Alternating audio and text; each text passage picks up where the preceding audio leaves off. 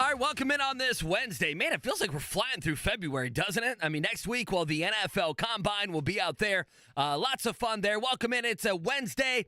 As always, here on the Wake Up Call, broadcasting live from the DriveHubler.com studios. He's Kevin Bowen. I'm Andy Sweeney. Mark Dykton producing today's effort. Fellas, Mike Woodson told us yesterday, not so fast, my friend.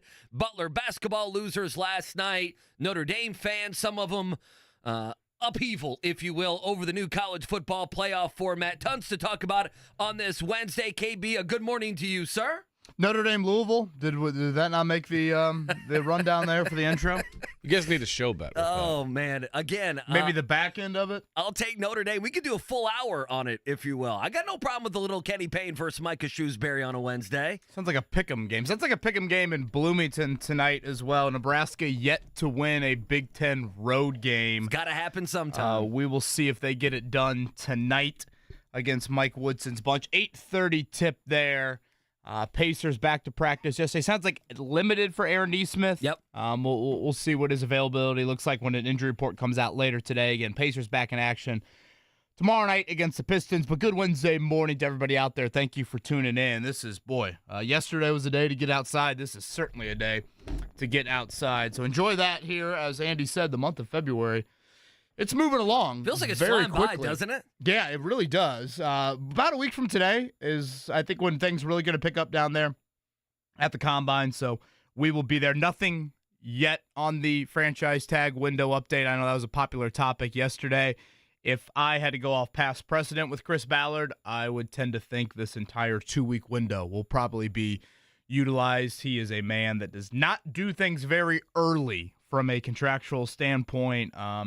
So letting that play out until March 5th, which is the end of that 2-week window, that would be my guess here as we sit here on this Wednesday morning.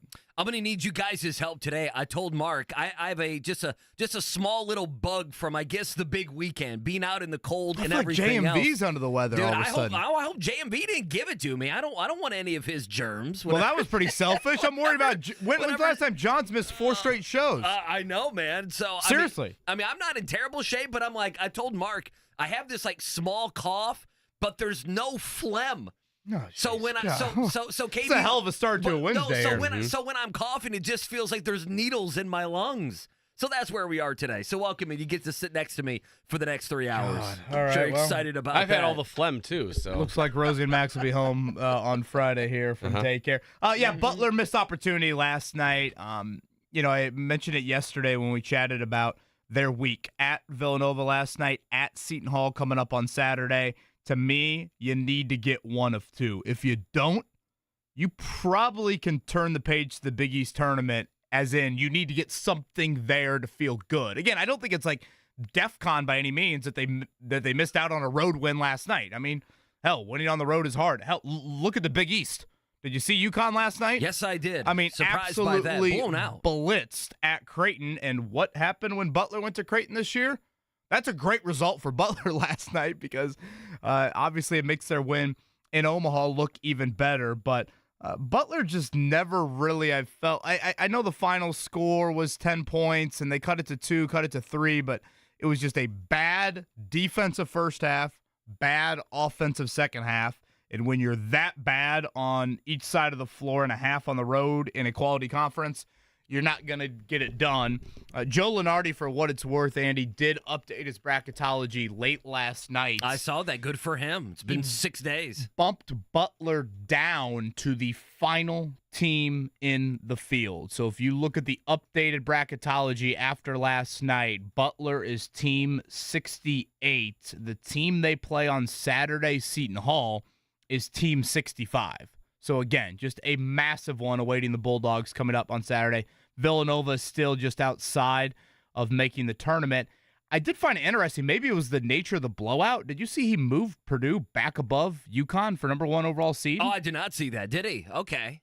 That's a big loss. That has to be just a blowout. Like, there's no way you're going to downfall UConn because they didn't win on the road against a top 15, 20 team. Well, you know what the funniest thing is? Like, the resume still looks the same in terms of the quality wins and all that stuff. Well, this is what we do. You know, in college basketball, we really don't talk about it. And then when we get into, and you know this, I'm sure Notre Dame has fallen into this before. But it's like, we do like 20-25 games where we don't micromanage where each game is as it pertains to the NCAA tournament. And then when we get to the final couple weeks of the season, and then we get to the conference tournaments, every game has a referendum on what they mean and don't mean, right? I mean, every single one. So, for instance, UConn over the weekend, UConn was wow. I mean, UConn's the number one team in the country, and they bypassed Purdue, and they'll be the overall number one seed. And everyone's talking up UConn, and I understand. I'm not even saying it's wrong. And then they come out and they lose to a very good Creighton team. They get blown out, and they get blown out. That's what happened last night to a very good Creighton team. And now that loss means they need to move down, and Purdue, who hasn't played until tomorrow night, they need to move up. So it's what we do. I never know how much of it is just, how much of it's just talk or how much of it really means something. Right now, and I know where Lunardi has them, Butler is just Butler's in I don't want to say a bad spot, but they're sweating like Usher. I mean, they had an opportunity to separate themselves from, teams like Virginia and Utah. And, I'm looking around who's around them. Gonzaga is hovering around the bubble. Virginia Tech and, Northwestern, those sorts of teams. Well, it's crazy. It sounds if you're a Butler fan, you need to cheer for IU tonight. Oh, absolutely. Oh, I mean, there's no doubt about it. Nebraska enters tonight sweating like no other. They're one of those teams as well. They're right on the cusp of, they're 48 in the net, which is right around the cutoff of kind of NCAA tournament conversation. And again, a glaring negative on the resume of the no road wins in the Big Ten Conference. Because I think when you get into exactly what, we have all this criteria, net and quad 1 and quad 2 and quad 4 and road wins and all this stuff. I feel like on a pretty annual basis, the committee comes back to two things largely. Who'd you beat and where'd you play them? Those are probably the two that I think stand above the rest. And so, again, if you are Nebraska and you're Fred Hoiberg and you're thinking about tonight, it's not necessarily who you beat, it's where you beat them. And right now, they are 8-7 in the Big Ten. All 8 of those wins inside of Pinnacle Bank Arena, all 7 of those losses away from home. So, again, that is a pick'em game tonight for the Hoosiers. I think you got. Look at you. Boy, I got to clear the throat. By the way, Todd Meyer texts us, UConn's 19-point loss to Creighton is the biggest loss by an AP number 1 team since Virginia lost by 20 to UMBC in the first round of the tournament in 2018. Boy, does that sound like a Purdue fan drummed up that stat to bolster their resume? If nothing else, Love it. Tomorrow night's the big night in Bloomington. Tomorrow night's Caitlin Clark action. Oh, I know. Well, it's back-to-back big nights. Well, who's the guard that hit all the threes? I don't know if the Japanese buddy healed. Tominaga, what? Man, that guy's great. Trey Galloway going to face guard him for 40 minutes? He's going to play point guard. Mike Woodson comes out, and we'll play that sound as we go. He came out yesterday and said, he pulled a Lee Corso. Not so fast, my friends. Not going to be going anywhere. I don't think that's a surprise, right? I mean, I know that was kind of, the storyline emanating from his press conference yesterday. I know he had Inside Indiana Basketball, whatever it is. We had it here on the Fan, and he reiterated there, hey, I'm not going to be going anywhere. I'm going to be around here for quite a while, or for at least a little while. I didn't really see that as I understood why it caught on yesterday. To me, that wasn't a huge storyline. We can play that sound. To me, I more want to hear if this season continues to go down and, if they lose tonight and Nebraska walks in and they get their first Big Ten road victory of the season, they win by 12 or something in Assembly Hall. What I'm kind of looking for is, the brass at Indiana, what they have to say.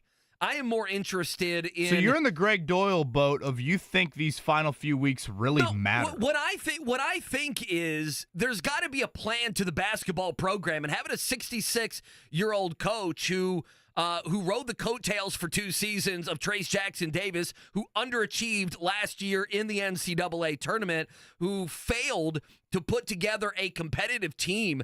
And Mike Woodson's trying to feed us this BS of, well, if we had Xavier Johnson, and that's only going to work so much. If you had Xavier Johnson, we might be talking about you with some of these bubble teams, maybe, and then not even as good as a Butler. Indiana's 8-6 with Xavier Johnson this season. Yeah, I think we can stop with he would have been the savior. It's all Alford, he has. Bailey, Calbert, insert whatever it's name all you he want to has here. to grasp onto. And then last night, I'm sure if you dialed on to Pigs.com this morning, Derek Queen, who is the big man there, he is basically going to pick Maryland. That became everybody, all the analysts moved their crystal ball. Do you follow Trilly Donovan? Do you know who Trilly Donovan is on Twitter? Yeah, he's like the insider, right, well, for college basketball? He's got to be some former coach or a burner of some sort of national correspondent. Is it Rick Carlisle's burner? I have no idea who it is, but he's right. He's right, and he's on top of things, and he basically put out last night. He did the Scott Van Pelt gif, right, for Maryland? He put a Dairy Queen cone next to Scott Van Pelt in a Maryland jersey. So, he's not going to be going to Indiana, although the bigs aren't the problem there at Indiana. So, I don't know. I mean, we'll see tonight. I actually think, in these games, Indiana can win some of these games. I thought they'd win over the weekend, and they got blown out over the weekend. So, if Indiana won tonight, I wouldn't be surprised. It would be kind of a death nail, if you will, for Nebraska. Other items of note, again, the Pacers back to practice yesterday. It'll be the Pistons inside of Gamebridge Fieldhouse tomorrow on that. Jeremiah Johnson going to join us coming up at 9 o'clock. We'll chat with JJ. I've got a, the NBA world, that's kind of where I've settled on. Can we make incremental improvements to the All-Star game? I've got a world roster I want to throw to Jeremiah Johnson. Okay. When you start mapping that. out a team, and I guess I'll tease it here because Lord knows people hanging on for 2 hours. That'll be quite the a dedication to the show here. A starting five for the world team, okay? Okay, let's go. Luka Doncic, Nikola Jokic, Giannis, Jamal Murray, Shai Gilgeous-Alexander. You like that starting five? I love that starting five. How about this for my bench? Okay. Wembanyama. Yep. Siakam. Yep. Sabonis. Yep. Lauri Markkanen. Yep. Rudy Gobert. Okay. Karl Anthony Towns. Yep. He's what? Karl Anthony Towns. He's Dominican not Canadian. Republic, I believe. It. I should have known that. You know why? Calipari coached the Dominican Republic national team one summer just because of Karl Anthony Towns. Well, probably a smart move by Cal. To get him as a recruit. And then by 12th, I need some guards, frankly. And I thought about, as crazy as it sounds, I thought about Bennedict Mathurin. OG Anunoby. Okay. You like that group? I like that group. I forgot all about OG. He did do a You could press go conference. Lou Dort. Oh, Dort, you pretty could good go- player you for the could go Thunder. Lou Dort. You could go Franz Wagner. Yes, you very well could. I mean, again, if you try and, if you create a world team, damn, I mean, that's a team, in my opinion. Is that so, us as Americans, we can rally around and hate that team and cheer on LeBron and everything else? It's better than watching, Luka shoot 3/4 half-court shots. Did you see the report? I think it's Vince Goodwill, I think was the guy's name. He put out there, and it was picked up by reputable sources, and he's from Yahoo Sports, that Larry Bird, Dr. J, and the Players Association president, Andre Iguodala, went to the Young Stars game on Friday and say, hey, guys, don't be doing what the fellas are going to do on Sunday. We want to see a competitive game. And I just love that they went to those guys who have not reached their max contract yet, and they feel like they could probably boss around, but they dared go into the locker room on Sunday and say, "Hey, LeBron and Luka, let's not shoot half-court shots every single time down." Well, now you guys are going to call me a nerd for this, okay? Okay. So yesterday I'm listening to the Micah Shrewsbury radio show. Oh, Lord, God bless you. What time is that on? Is that like a 7 p.m. type thing or what? Someone's asked me for Embiid. Didn't Embiid declare for Team USA? He did. Yeah, we're going to have him in the Olympics, aren't we? He'd obviously summer? be on the world team, but he is, I think, I don't know how they do that. But, yeah, he's on Team USA. So I'm listening to the Micah Shrewsbury radio show. Shrewsbury actually coached in the NBA All-Star game. He was on Brad Stevens' staff back in 2017. He was telling a story about they were in New Orleans for that All-Star game. And it was Giannis's first All-Star game. Okay, sure. And they're in the game, obviously, in New Orleans, and Anthony Davis is doing what Damian Lillard did on Sunday night. He is shooting pretty much every time down the floor. It was clear from the Western team that they had a huge focus of getting Anthony Davis the ball on a routine basis.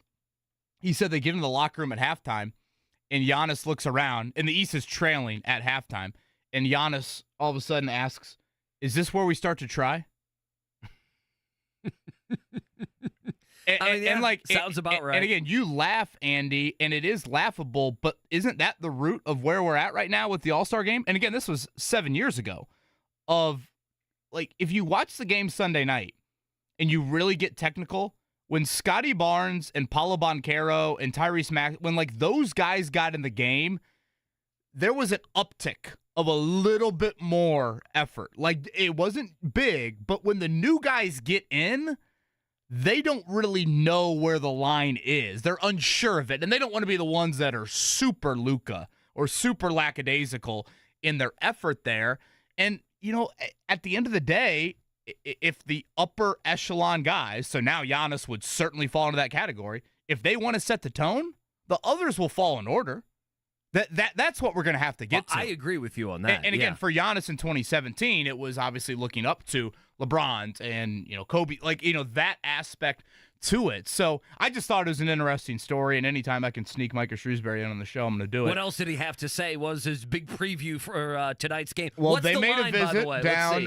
It is, I believe, Louisville a slight favorite. Oh, my God. Now, they did a nice job from a recruiting standpoint. It's at Louisville tonight. They went and saw that Sisley kid. Remember we talked about him? Oh, yeah. The Heritage Hills product. Yeah. Matt Painter, Mike Woodson, Micah Shrewsbury all in the building for him for a game a few weeks there ago. you go. Now, All the heavy hitters. Louisville has gotten better, right?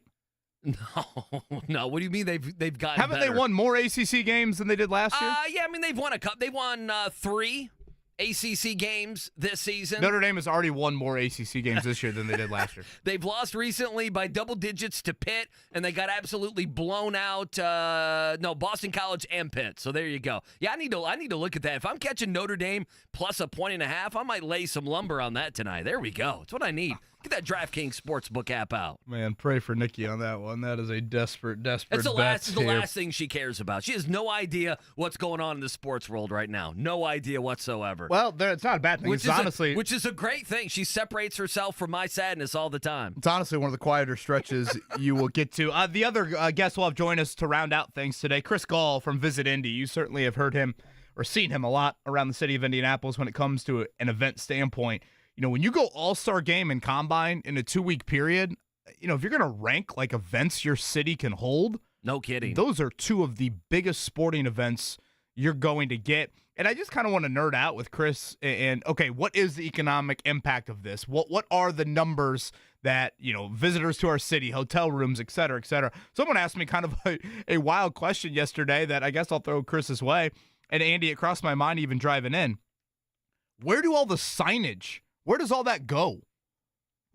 Someone was like, hey, I would happily bid on that. For some charity. Yeah, and I'm like, point. gosh, where would you even put some of that stuff there? A 30-foot Bennedict Mathurin, a photo. That would go in your bedroom. I know where that would go. Tyrese Halliburton on the plastered on the side of Lucas Oil. Mark, you were driving by Lucas Oil. Weren't they taking all that down yesterday? Taking it down. That's a great point. It's got to go somewhere. Now, I would assume, some of the wars. NBA-specific stuff, like, the Devin Booker or whatever, or, I'm trying to think, was Maxey... Oh, Maxey was up on a big building. Yeah, he was. I'm trying to think of the brand for Maxey. That brand probably takes that and utilizes it in some other way. But Chris Gahl going to join us here to round things out later in the show. So, again, good Wednesday morning to you. Enjoy this weather. It is going to be glorious today from a temperature standpoint, even better than it was yesterday. Yesterday was break out the shorts. Did you see Jake yesterday? Jake Query, he put took his phone out and just videoed downtown. And was like, hey, everybody, it was a wild 48 hours in Indianapolis over the weekend, but we can have really nice weather in February. Here's an example. Yeah. Here you go, guys. Too late. Again, 60 degrees one day last week. Certainly this week, weather-wise, would have been much, much better, but unfortunately, it's not how the NBA world will probably remember the weather here during All-Star Weekend. Again, thank you for spending this Wednesday morning with us. Kevin Bowen, Andy Sweeney, Mark Dykton here on the Wake Up Call, 93.5, 107.5, The Fan. The Pacers are breaking.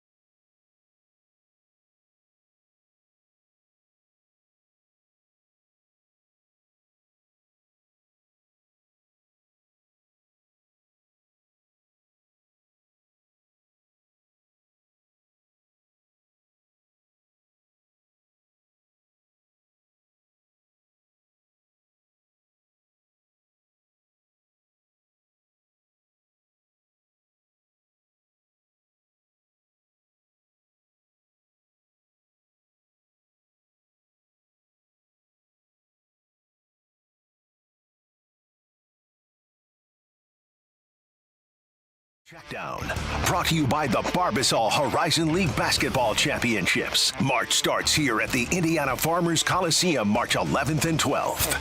All right, morning checkdown reminder. Jeremiah Johnson, Double J, that's what I'm calling him. He'll join us coming up at 9 o'clock. All right, college basketball last night, not good for Butler. Not good at all. A chance to kind of get off the bubble. 72-62 losers in Philly last night to Villanova. Got down, 9 at halftime.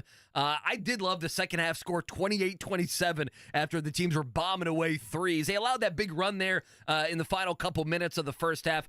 Could not recover. So Butler squarely on the bubble. Lunardi has them as the last team in. We'll see what happens there. They're next up. It's going to be a late game Saturday night, 8:30, Fox Sports 2.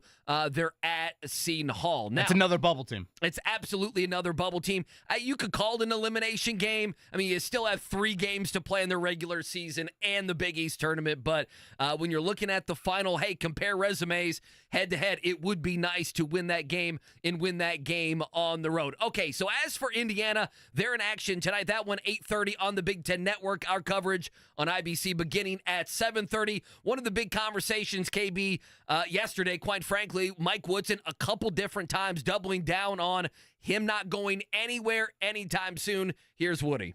I came back to try to put this team in the best position possible, and I'm going to continue to do that. I mean, I'm 60, almost 66, but I feel good, and I still move around, and I still think well in terms of the game, and I still think I can teach the game. So I don't know. I mean, there are coaches that are coaching into their 70s, and I don't know if that's something I'll do. I don't know. But at this point, I'll take it a day at a time, a year at a time. I'm not going anywhere anytime soon, guys. I'm just not. So I'm going to continue to build this team and try to put this team in the best position possible and see where it leads us. Certainly a lot there from Mike Woodson. I want to hit on that here coming up in a few. As for tonight, Nebraska is a slight favorite at Assembly Hall. Again, yet to win a Big Ten road game all season long. Kevin Kugler, Sean Morris on the call here. If you look at Joe Lunardi's latest, we mentioned Butler, Seton Hall, hovering around the bubble. Nebraska is as well. Team 62 right now is where Joe Lunardi has the Cornhuskers place. So a big night for Fred Hoiberg in terms of just getting a win away from home. Again, Pacers back to practice yesterday. We had Rick Carlisle on. He mentioned a little bit of optimism on Aaron Nesmith. The update yesterday was he was limited in practice. We'll talk with Jeremiah Johnson about that coming up here in a bit. Again, it'll be Pacers and Pistons when the second half of the season gets started on Thursday. Can I be selfish here? Yeah, absolutely. Okay. I love selfishness. Go ahead. Yeah. 31 and 25, right? Are the Pacers? 31 and 25. Yes. Okay. 26 games remaining. I need 14 wins. Don't worry. When we get close, I was going to talk to Mark about this. We need to have some sort of countdown, I feel like. Maybe it's now. Maybe we need to get Imogene sent away a KB countdown on his over-under. What would 14 and 12 should be very doable, I right? mean, if they're not better than 14 and 12, what place are they going to be in the Eastern Conference? Need tomorrow. 11.5 point favorite, the Pacers. You don't think Nesmith plays tomorrow, do you? Over the Pistons. Yeah. Given that it's the Pistons, because is that the wrong way to look at it, well, I guess? and also you have Friday and Saturday off. Sure. So do you view it as, okay, you can get a little bit of an extended period. It's back-to-back, if I'm not mistaken, Sunday and Monday. So something to keep in mind on that end. College football playoffs announced yesterday, the format for the 12-team playoff. It will be 5 automatic bids going to 5 conference champions and then 7 at-larges. When I saw the news officially announced, I kind of thought this was already agreed to. Did I miss something? Did it just become official yesterday? Well, A, it became official, and B, everyone has been waiting around on the demise of the Pac-12. So it was going to be a 6-6.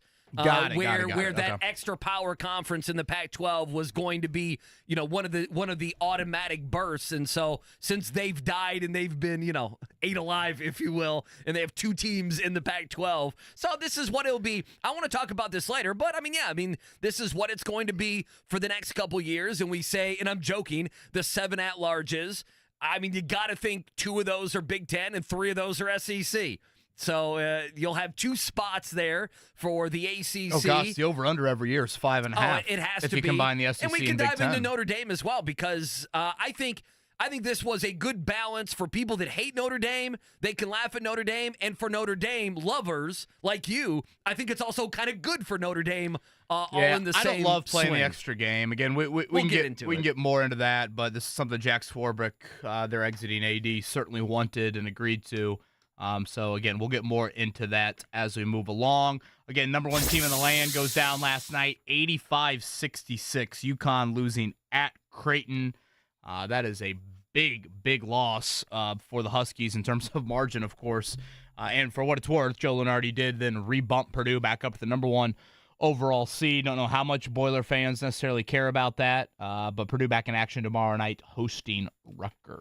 Yeah, other college basketball scores. It was a close one at halftime. Tennessee trailed in the second half. Tennessee, number 5 in the country, beat Missouri by 5. I did not know Missouri was winless in the SEC this year. Did you know that? That's Tamar Bates, right? Former Indiana legend leading the Tigers of Missouri. Yes, it was. They're now 0-13 in conference. Number 11, Baylor. They lost at number 25, BYU, 78-71.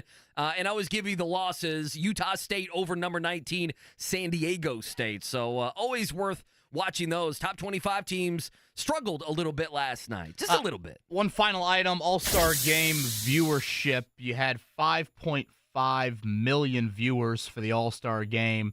The game was up 14% for what it's worth, but I also saw it was the second least watched All-Star Game ever. So this recent trend here of obviously the product not being competitive at all, clearly impacting some sort of TV ratings. So if you're the NBA, you spin it and saying up 14%.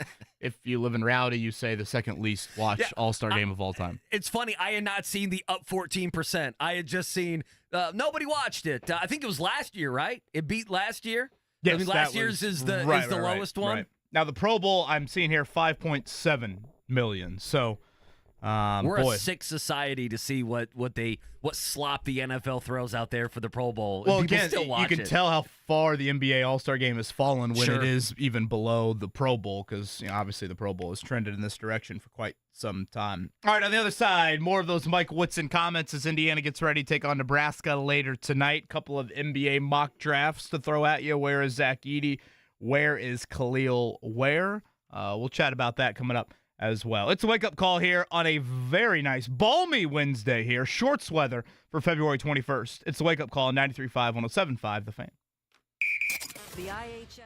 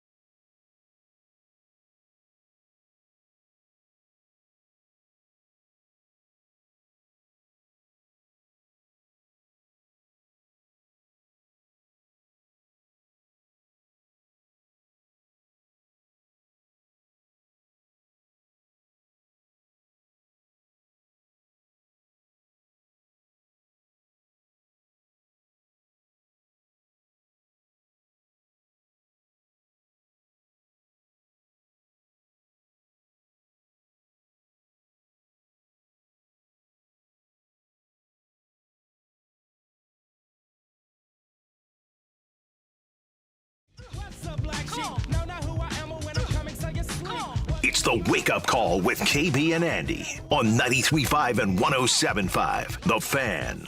Jeremiah Johnson going to join us. We'll talk some Pacers with him. Coming up at 8 o'clock, college football playoff. They figured out what they're going to do for the next couple years, and I say that because I'm sure it will change like it always does. We'll talk about that coming up at 8 o'clock as well. Mark, we had about 15 minutes ago, before the checkdown, we had a gentleman call in. What was his name? And he's from the Indianapolis 500. Is that right? He was from the 500? He's from the 500 Festival. Okay, and he mentioned, because KB asked the question, what happens to all the, the big posters around town that have, whether they be Pacer players or Maxey or Giannis or Karl Anthony Towns, what happens to those? And he says they go to a company called Pup, and they can actually repurpose those for other items, Yeah, I they guess? make them into like backpacks and jackets and all that other kind of stuff and everything. Nice. Well, that's a good thing to do.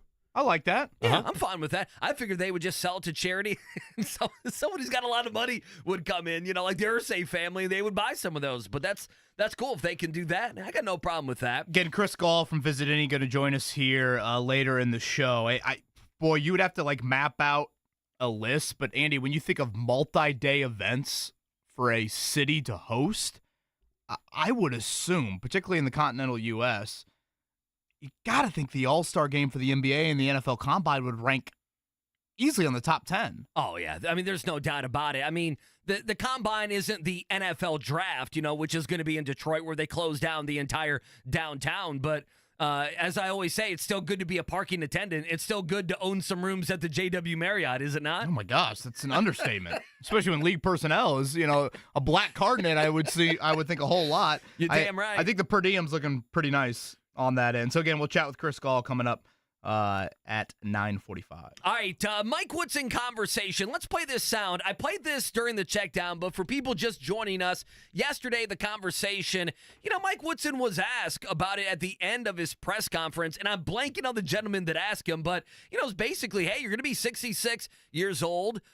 Not even bringing up that the team is really struggling this season, but hey, how long do you think you're going to want to do this? Your retirement age. Here's what Mike Woodson had to say. I came back to try to put this team in the best position possible, and I'm going to continue to do that. I mean, I'm 60, almost 66, but I feel good, and I still move around, and I still think well in terms of the game, and I still think I can teach the game. So I don't know. I mean, there are coaches that are coaching into their 70s, and I don't know if that's something I'll do. I don't know.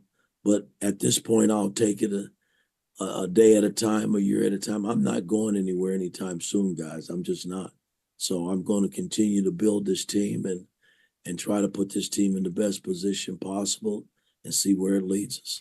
All right, so I have two questions and just some thoughts emanating from that sound. I did love, and we need to make this the motto of the show, I think I still think well. What Mike Woodson had to say.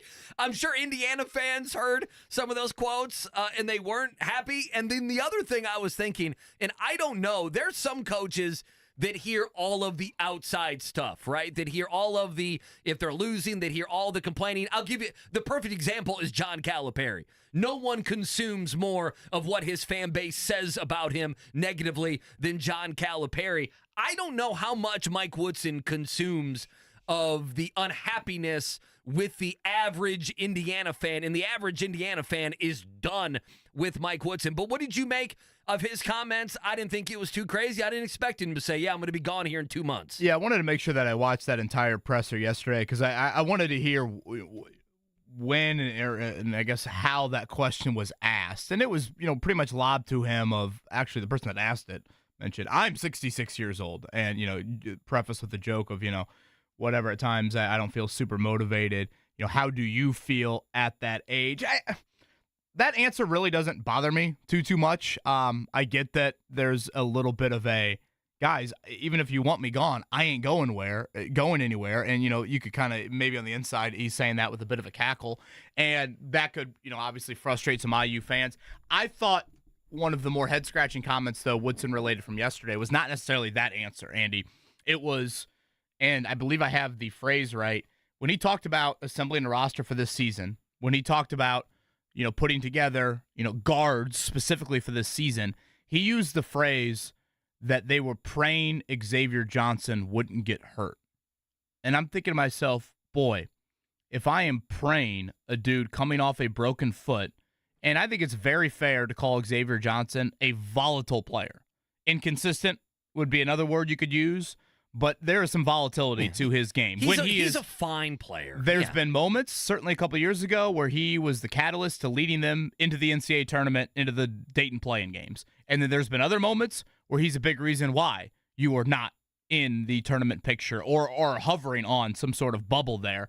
But if you're praying that guy is going to stay healthy, that's not a plan that I want to put all of my chips in the middle of the table to. He said something that they felt like Jalen Hood-Schifino was going to be back. You want to hear this? Yeah, go ahead and play And this by the out, way, yeah. it was Tom Brew who asked. He's from the SI IU site. It's Tom Brew. That's who asked the question about, hey, I'm 66 too. How are you feeling as a head coach of Indiana? Here's what you're talking about. This is about a minute or so, K-Beats. Woodson on Jalen Hood-Schifino. Now, the premise of this is he's asked about Gabe Cupps.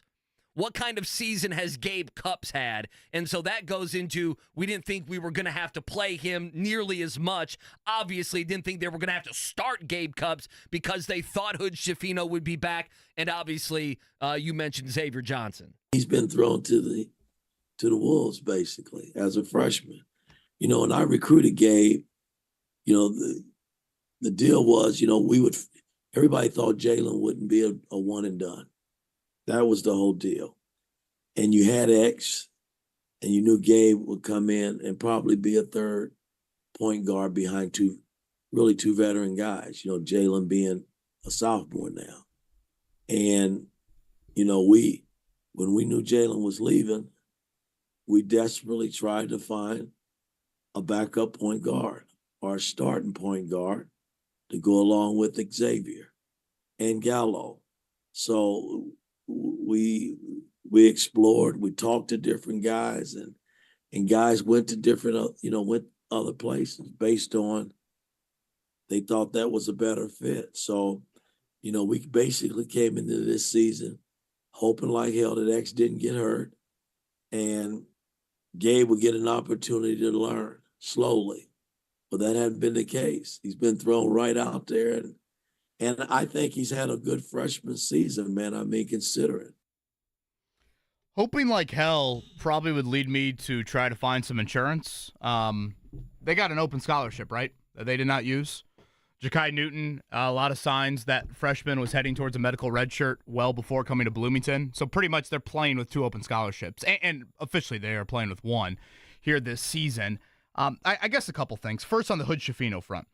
If you're recruiting a five-star in today's culture, It's unbelievable. You better plan he's one and done. He's a top 20 kid. And I recall talking to some people around the IU program, like when the NBA scouts came to Bloomington in the fall to watch practice, it was very clear to them early on, like, that kid ain't staying here very long, guys, and pointing to Jalen Hood-Schifino. And, obviously, Hood-Schifino wasn't great out of the gate, but I think you saw some early Big Ten games. I seem to recall Iowa, Northwestern, right out of the new calendar year, where all of a sudden it became pretty clear that he was not going to be in Bloomington for very long.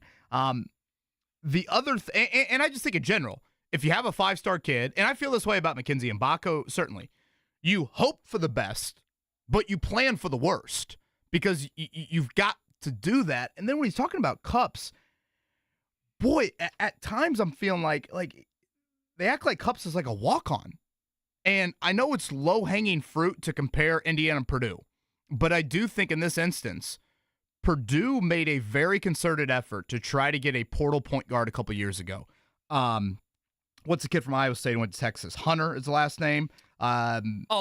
Is it Tyrese? Yeah, Tyrese Hunter, yeah. That was a guy everybody wanted that they him. pursued. Sure, Purdue sure. really wanted Nigel Pack. Yep. And remember what's the dude's name from Miami who came in with the medical insurance company, and Nigel Pack all of a sudden became Miami Hurricane. But, during that cycle, it was hey, we need to go out and get a portal point guard, and then Braden Smith would then play in that backup role.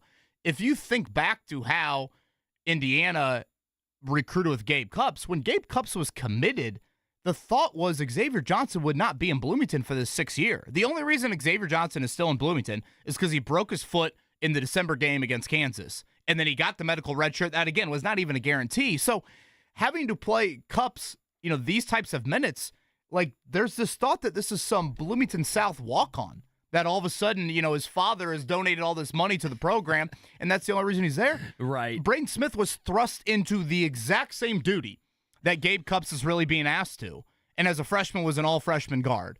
And if you want to get technical with recruiting rankings, Gabe Cupps was ranked higher than Braden Smith. So, again, I know it's low-hanging fruit to compare Purdue and Indiana, but I think it's relevant to our audience to do that. I don't agree at all with the A, we thought Hood-Schifino was coming back, B, we were hoping and praying that Xavier Johnson would stay healthy.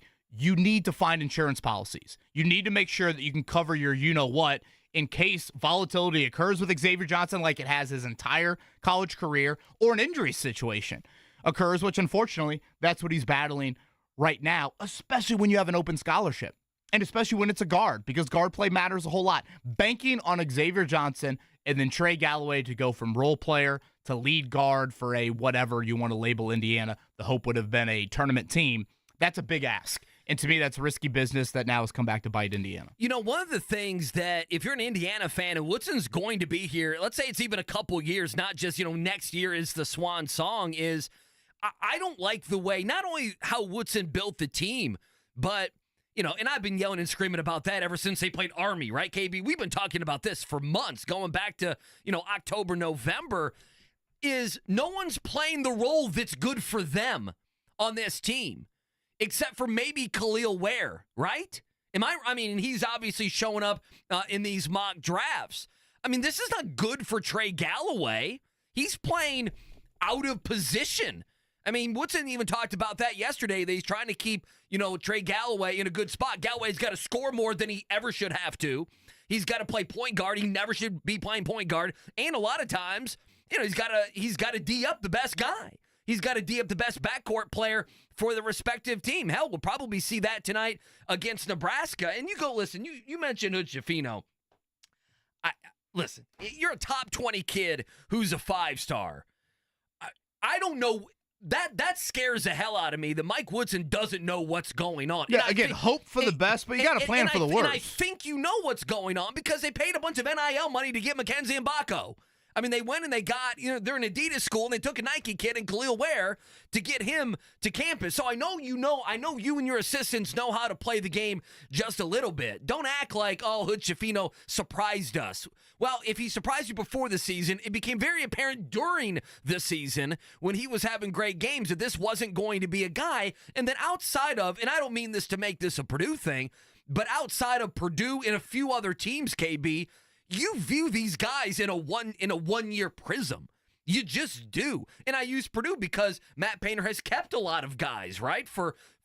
And that's been the Purdue way, is to keep a lot of these guys and develop a lot of these guys. Virginia, when they were rolling, has been able to do it. And maybe he's not trying to throw this kid under the bus, but Mike Woodson has some sort of obsession, does he not, with Xavier Johnson?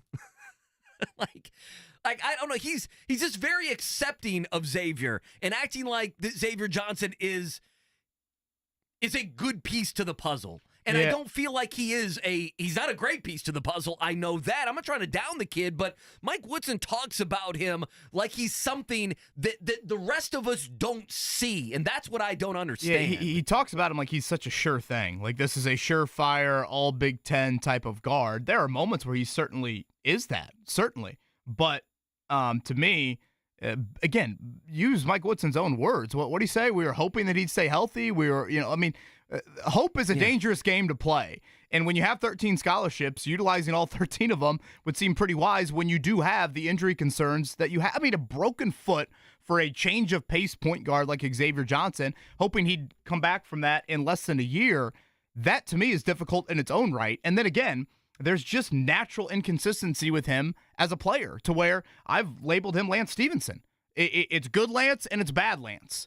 And that's the up and down nature that comes with a player like that, and not banking on insurance. Like, that's where, again, Purdue made efforts in the portal to go after, the Nigel Paxson, Tyrese Hunters of the world. And when it didn't work out, the eggs were in the Braden Smith basket. And luckily for them, and a credit to Braden Smith and that coaching staff, it worked out, and they were able to handle that. For Indiana, it's been in the Gabe Cup's basket, and that has not worked out at all. Last thing, he used the word desperate as well, going to get guards. I find that to be worrisome. IU should not be desperate. And at that point, you got to go money whip 2 mid-major guards. Yeah, and that's what Mike Woodson didn't do. And who knows? Maybe they'd be a bubble team. At least we'd be talking about a tournament. Maybe they'd be in the playing game. But they needed to go with all the kind of bullets in the gun that IU basketball has and money whip a couple guys to not play for, Texas A&M Commerce to go play at Indiana on a 1-year deal. Pacers All-Star break storylines. What are we watching for when they return from the break? Where are their playoff odds? That number kind of surprised me. We'll touch on that on the other side. It is the wake-up call, 8 o'clock hour here on a gorgeous Wednesday. Query and Company.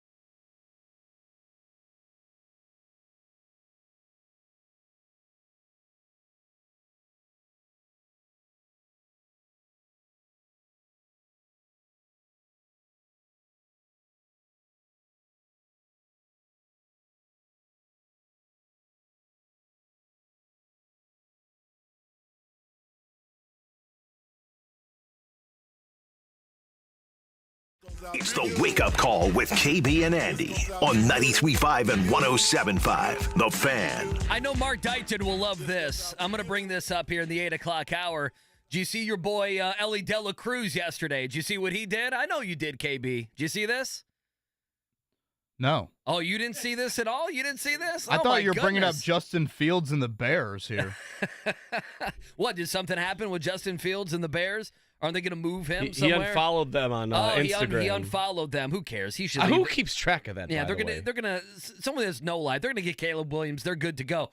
Ellie smashed a foul ball, a deep foul ball off Hunter Green. Oh. He hit a car. Don't look now, but here come the Red Lights. I'm very optimistic about the Reds this year. It was I Hunter. feel like you say that every year. It was Hunter Green's car. Hunter Green threw the pitch. De La Cruz hit a deep fly ball. That's what Hunter Green gets for parking his car there. They heard Luckily, if there's any player on the Reds roster that can afford that, it's Hunter Green. He would be one of the only ones. There's no doubt about Mark, it. are you good with Justin Fields departing? Yeah, I mean, I'm kind of resigned to it. I think that's what they're going to end up doing, just because. I mean, they're saying it's going to take a historic haul to move them off of the number one spot. So I don't. So think you don't anything, turn into the trade back, get the historic haul, build a football team, and then either Justin Fields is the answer, or in a couple years down the road, you then draft that QB. No, I think they did that last year. They're not going to get a better haul. I don't think anyone's going to come up to match what they're looking for the number one spot. So I think they're going to take Williams. They're going to move off of Fields, see what they can get for him. I've heard rumors of a second-round pick. Okay, we'll see. But yeah, I'll be interested to see where he lands. There's Steelers and Falcons rumors, so we'll see where he ends Be a up. popular topic when we're at the combine next week. Yep. No, it's gonna be a very one. Mark's gonna be painting his fingernails like Caleb Williams here coming up in just a few weeks. The So Bears that'll be a lot run of the fun. NFL offseason He once had again. an FND at one point on those nails. Yeah. Oh, it's fantastic. All right, you said you had some odds. Pacers back Yeah, in what do you action think- tomorrow. Okay, what do you think right now? Pacers are the 6th seed in the playoffs. Right. They are, a half game up on Orlando and Miami? Is that right? Yeah, they are a half game up on Miami and Orlando, and 3.5 games up on Chicago. Okay, so playoff chances for the Pacers with 26 games to go. What do you think those percentages are? Oh, I think it's probably pretty high. I'd say they're minus 1,500, maybe something like that. I mean, they're going to make the playoffs. It's a matter of, are they the 6th seed or are they the 7 or 8, right? I mean, that's the conversation. Mark, take a stab at it. You're bringing this up like they're really shockingly low. I know you're scaring me. I know. I think I bring I it. don't even know where to go. I guess, Mark, before you give your answer, I bring it up as, being the 6 versus the 7 is a gargantuan difference. Oh, it's a huge difference on how obviously, we're gonna if view you their are the team. 6th, you're in the playoffs. Duh. But if you're the 7th, you are literally playing for your playoff lives. Now, you get 2 cracks at it. It's, again, 7 versus 8. The winner of that becomes the 7 seed. 9 versus 10. The winner of that plays loser of 7 and 8. I think, for the most part, we know how the play-in works right now. But basically, they are a half game away from playing win-or-go-home games to be in the playoffs. I was shocked to see the number at 89% of them making the playoffs. You were just 1 game away from being in the play-in. And that's where anything goes. And if you look at the play-in, if you face Orlando's been arguably the team that's had the biggest thorn in your side this season. They're a bad matchup. I mean, we've talked about that so all then, season. Yeah. let's say, just play out the hypothetical. You lose to Orlando. If you were to get Atlanta, I mean, that's one Trae Young 45-point night. I mean, when you've played Atlanta this year, it's been 150 to 150 type of game. So that's where I was surprised to see it that high. It started the year at 60%. And now, as we sit here coming back from the All-Star break, an 89% chance to make the playoffs. So it's a good surprise because you were scaring me, making it seem like it was a bad. I was surprised it was that high. Yeah. Yeah, but are they counting the playing games as the playoffs? No. Oh, you have to be one of the 8 seeds. Okay. Yeah. No. You got to be one of the 8. You got to be in the actual bracket of the playoffs. I mean, so basically, if you bet $10 right now on the Pacers to make the playoffs, you'd win $1.25 if they made the playoffs. I know people that have done those bets. You bet $1,000 to win 100, something like that. Well, I mean, they're saying they're already the 6th seed, right? I'm just going by what the odds may say. Okay, they're already the 6th seed, And if they get into the play-in situation, they're still seen as probably one of the better teams. I think for me, yesterday, or was it 2 days ago, it was Monday, we had Tony East on, and he mentioned how he thinks ultimately they end up being the 7 seed. And he threw in there his reasoning was the Miami Heat are just a better team than the Pacers. They have more championship metal, if you will. They have a couple, you have Bam, and you have obviously my man Tyler Hero. I'm kidding, Jimmy Butler.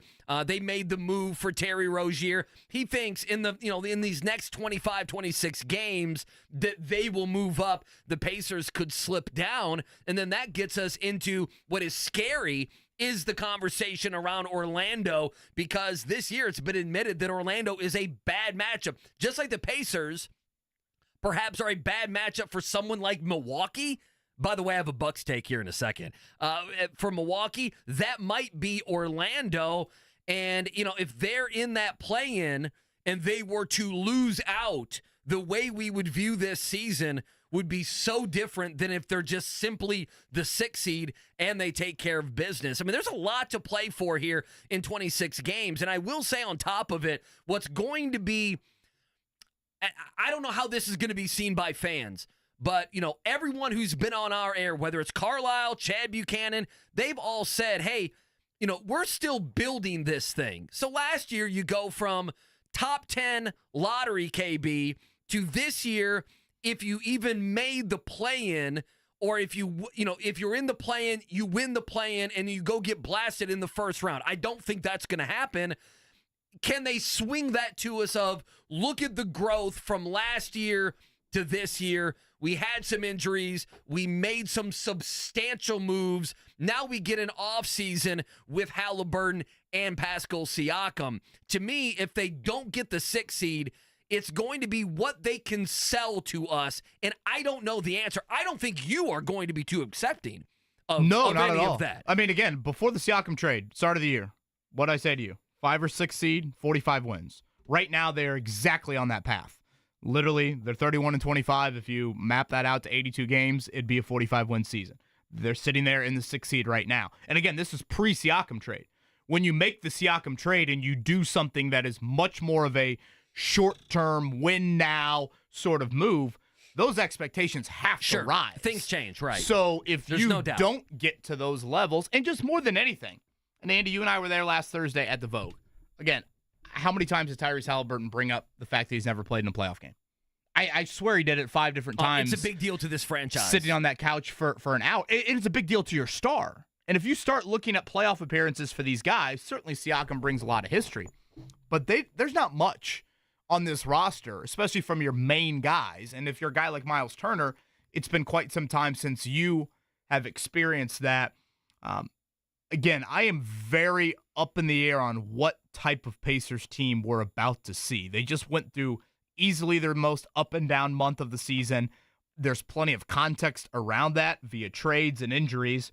And you could say that about a lot of Eastern Conference teams, to be fair, right now. A lot of them are dealing with some health questions. But, as you look ahead to tomorrow night when the Pacers get back on the court, I thought Rick Carlisle kind of hinted at it to us yesterday. These first 7 games out of the break, you've got to take advantage of them big time. They need to be 5-2, something like that. You start with 4 home games. Yep.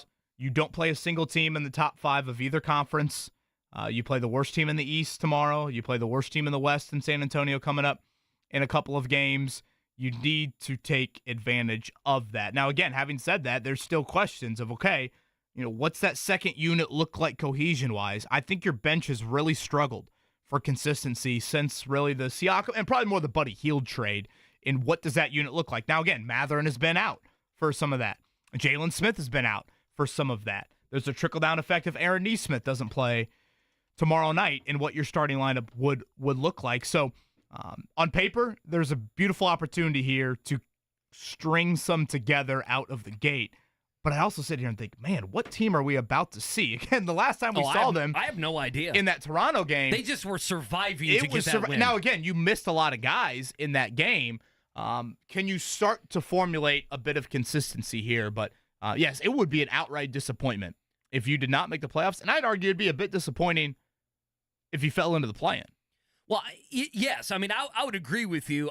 Teams, I say that a little bit half-hearted because Miami's a perfect example, Andy. You can make up for it if you just make the dance and then obviously pull off a huge upset. Now, that's not a given. The NBA very rarely sees 7 or 8 seeds do that in the opening round. But I view a successful second half into the postseason as you get one of these top 6 seeds and you are extremely competitive in a round 1 series. Extremely competitive. Yeah, see, I'm with you, and I would even go, here's a step further I would go. I kind of feel like, listen, Boston to me is the team that's going to be in the finals for, from the Eastern Conference.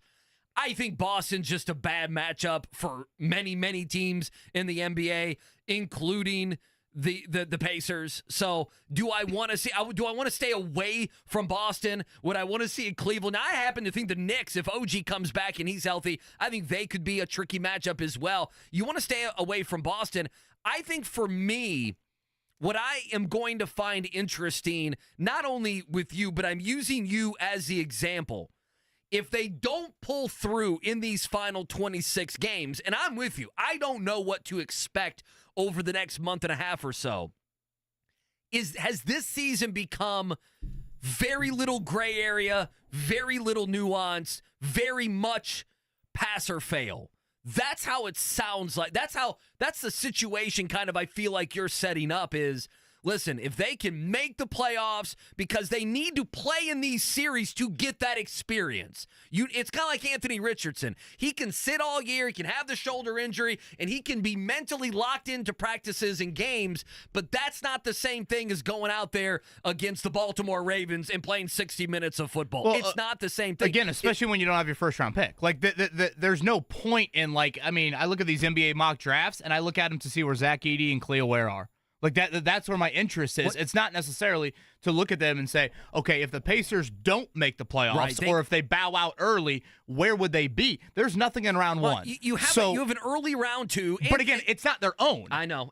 So the Pacers standings, it doesn't matter where the Pacers finish record-wise because they don't have that early second-round pick is Toronto's, correct? It's Toronto's, right. So that's the team. We honestly should be. It's going to be a high pick, but it's not a first-rounder. It's a second-rounder. I mean, the only thing in years past, you had your first-round pick, so there was a chunk of the fan base, I'm not saying it was overwhelming, that cared more about that. Now it is shifted. And the Siakam trade, again, has shifted it more in my eyes of, no. We're not playing the mock draft game here in 2024. We're playing you get experience at a level that your franchise has not seen in quite some time, which is it's a foreign experience for us in this market. We're not used to the Pacers. No, it's a good conversation. It's a good conversation instead of worrying about, okay, and if you look at these mock drafts, boy, there are some names people are not going to know. So many of these lottery picks, KB. It's going to be funny when we start going through some of these because there's a lot of guys who are on random either college teams who are foreign players that people are just not going to know or who have played in, G League, Elite, Ignite, whatever it is. I would say, last thing on this, 2 things. Jarris Walker is kind of your draft pick. I know people may not want to hear that, but this is a redshirt year for him for the most part. So next year, there is a guy that you're developing that you expect to be a big part of your team. It's not a rookie. I understand. It's not the same as getting, the 11th overall pick, but Jarris Walker is part of the conversation. And then, I've looked at you and some of these fans and said, what's the gray area, pass, fail, whatever. We don't need to do that. We can look at Tyrese Halliburton. If they don't make the playoffs, Tyrese Halliburton, I think, will come out and say, this season did not go the way we thought it was going to go. I think he will create the narrative of this wasn't good enough. That's my opinion at the end of the year. And he's right, frankly. Yeah, he would be right. I looked at a couple mock drafts yesterday, NBA-wise.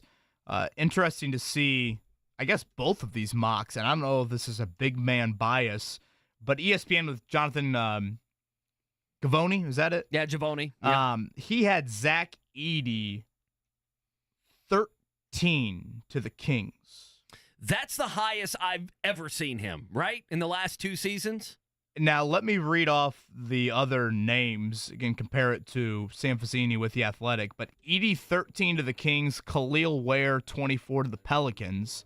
The Athletics mock draft had Edey going the final pick of round 1 to Boston, and then Kel'el Ware going 43 to the Rockets. So if you look at that, Edey drops 17 spots from one mock to the next. Ware drops 19 from one. It almost seemed like the ESPN mock is not as much like, hey, we don't care about big guys. You know, no we're gonna. That's a big discrepancy, honestly. And it's both of them. You know, Yeah. it'd be one thing if it was just one of the players, one of the two. And I get that Edey and Ware are not the exact same player. Granted, you'd label both of them as big guys, but still, that's a little bit of an insight look into Let me ask where you this. Kel'el Ware and where Zach Edey are being projected right now. Let me ask you this: if I said one guy, And by the way, Mackenzie goes Mbaka first was round- not in either. Yeah, he wasn't in any of them. If I said one guy were to go in the first round, who do you think it would be, Edey or Kel'el Ware?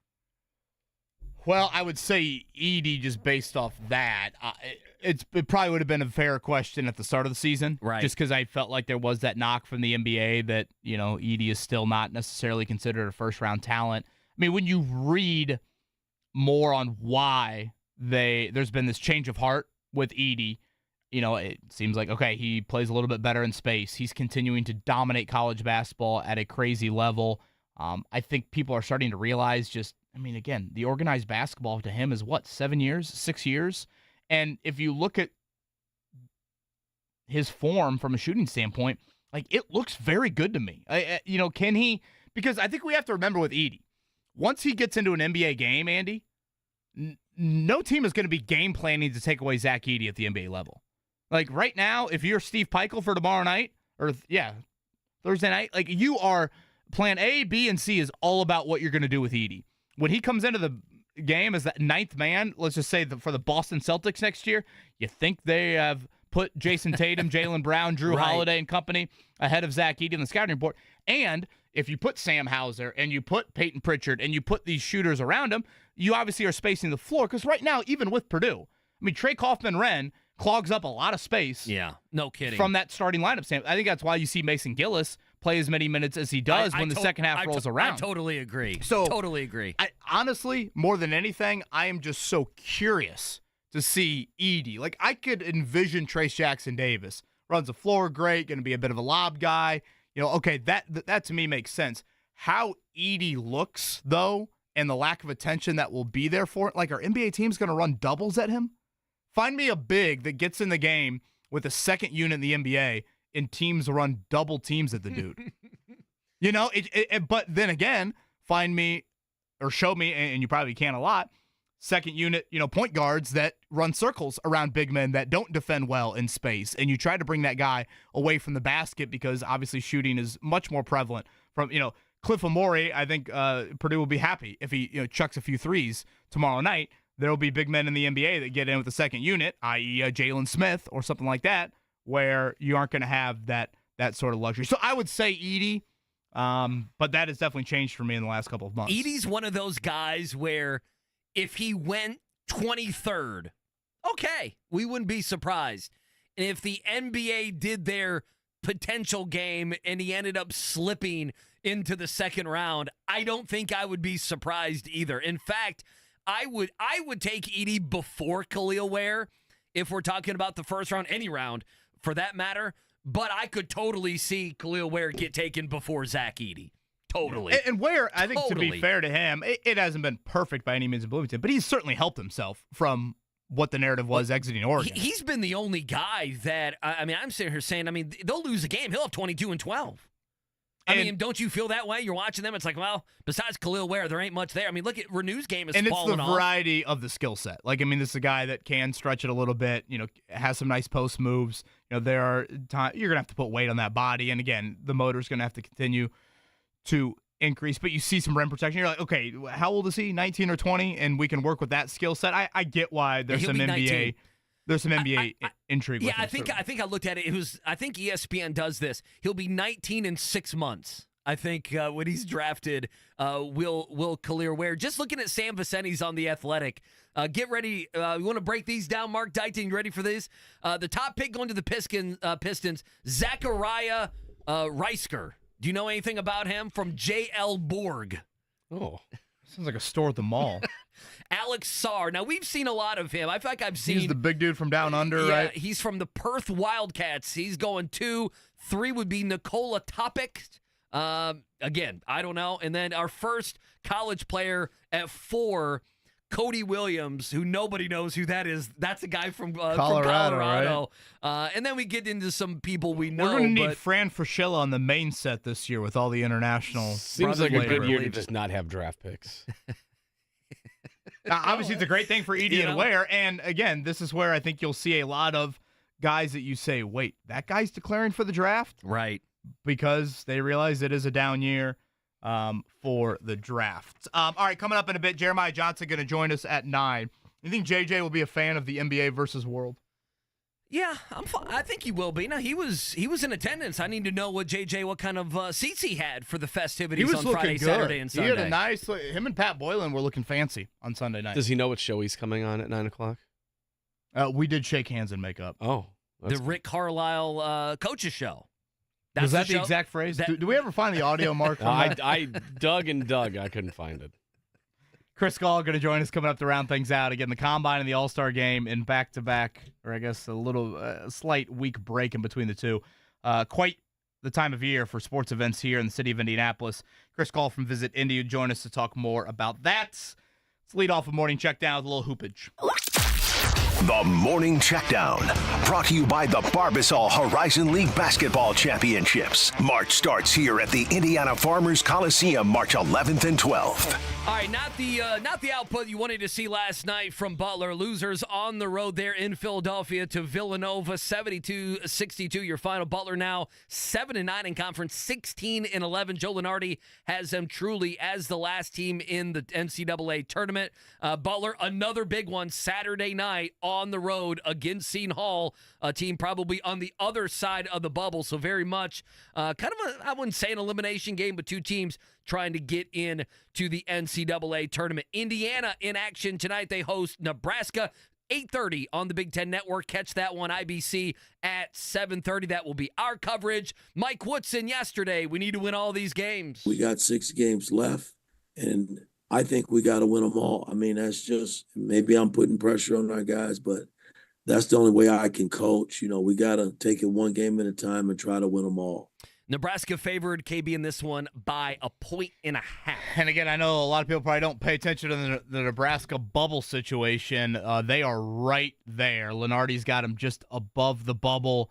They have not won a Big Ten road game. It is February 21st. They are 8-0 at home and 0-7 on the road. If you remember that first matchup, Nebraska beat Indiana 86-70. In early January. IU actually shot the ball very well on the road that night from behind the arc. Big turnover number. And Tominaga, the Japanese Buddy Hield is how I label. I would take that dude in the second round. Oh, that dude's he's a beast. Second round, What just be a microwave off the bench. What year is he, 28 points he had in the opener Do you have there. any idea what And he's a what year he is? celebrator. He's a senior. He'll hit threes tonight, and he will look at he'll look at the candies in the student section. Oh, you're damn right he will. Yeah, he's averaging 14 a game. Leading scorer there at Nebraska. Good for him. 28 in that first matchup. All right. Last night, the other college basketball thing we should mention, UConn losing by 19 to Creighton. That is, I would say, good news for Butler and improving that win that they got on the road with Creighton. For what it's worth, and I don't even know if I should even bring it up. Doesn't matter too much. But Joe Lunardi did flip-flop Purdue back to that number 1 overall seed line after the loss by UConn last night. Matt Norlander from CBS Sports had just a wild stat on UConn. They have lost their last 21 road games to ranked teams.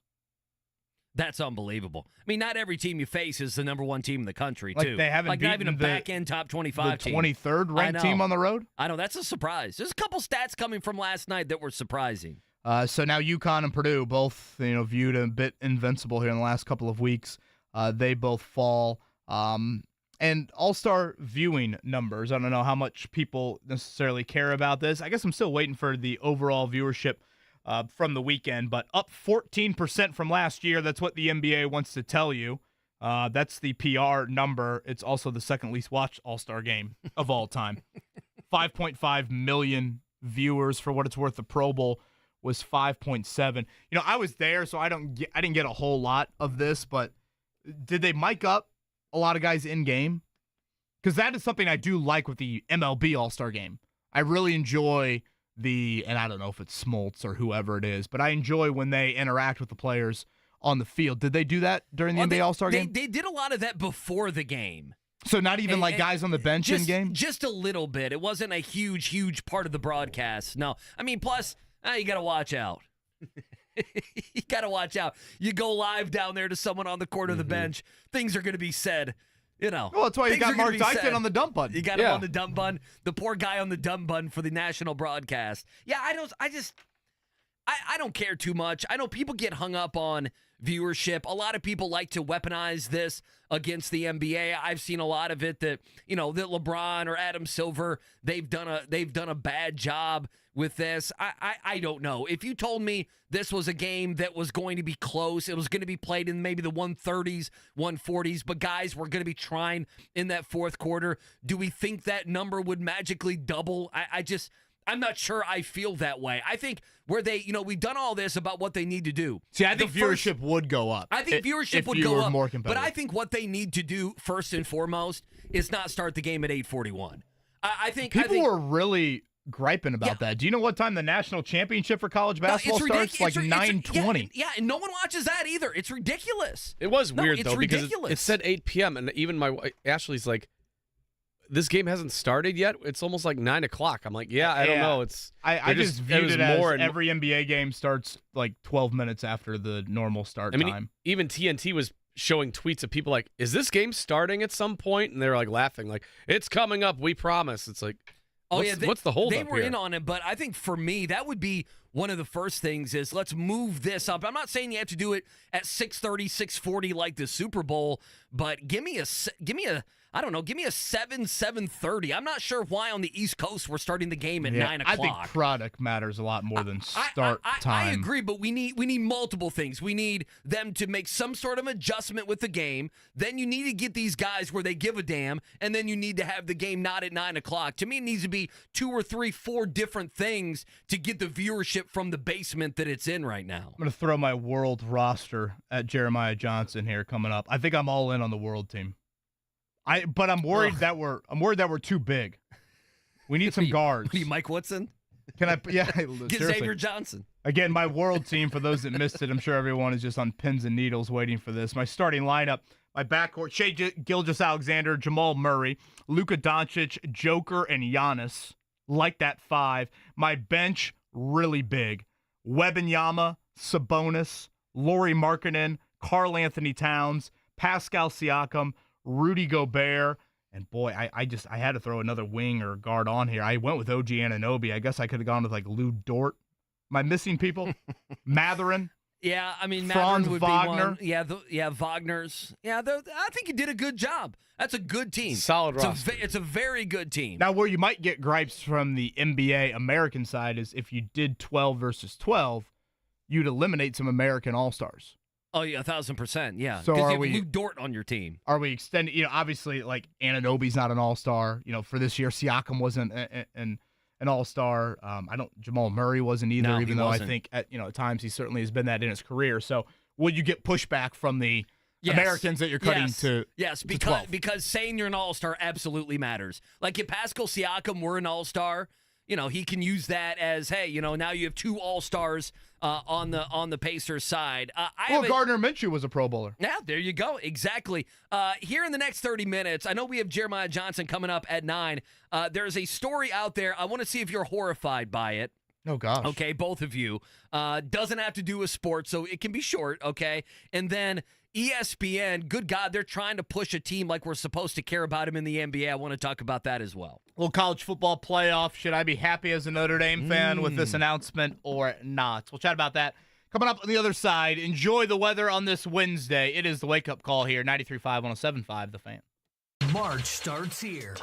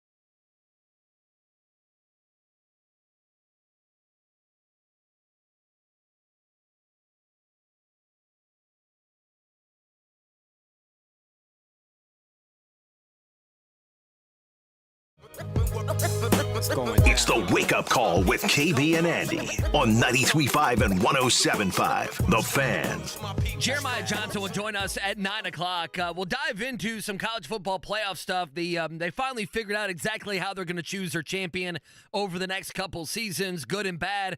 For the SEC, mostly good. For the Big Ten, mostly good. Good and bad for Notre Dame. So some local ties. We'll dive into that. Here's my story that I teased on the other side that I want to see if you guys are horrified by, okay?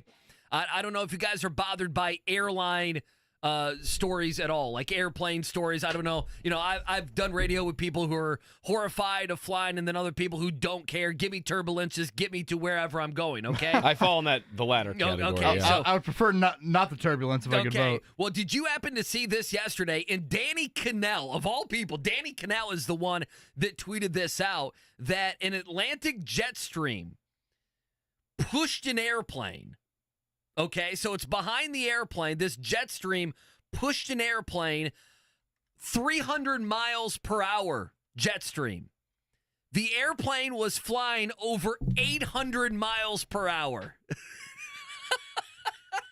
And it looked like there was a lot of turbulence, like if, you know, someone was videoing in the cabin, and it looked like they were going through a great amount of turbulence, and some of it was so much so that, you know, people had their hands on the seat in front of them like that's going to do anything if you have an Kel'el airplane. is on the flight? So, no, Danny Kel'el just tweeted it out. Oh, he's the got one it, that, got it. I don't know how he saw it or what, but he tweeted it out. And this airplane was going like 850 miles per hour. It was going faster than the speed of sound. I mean, if you survived and maybe you were flying to Vegas and that's a 4 or 5 hour flight, you get there in 2.5 hours. I don't know. Someone was saying that Is Luka. that possible, though, for a commercial airline? Isn't that like you're breaking the sound barrier Well, if you're going I don't know. 800 Maybe miles it was an a hour? Boeing issue here. Someone was saying that Well, Luka that means the doors are flying off. Luka Doncic flew straight from Indy to an island in Croatia Oh, did he? Good for him. after the All-Star game. I'm thinking, so what? He spends max 48 hours there? Because Rick Carlisle told us yesterday, if you play in the All-Star game, you don't.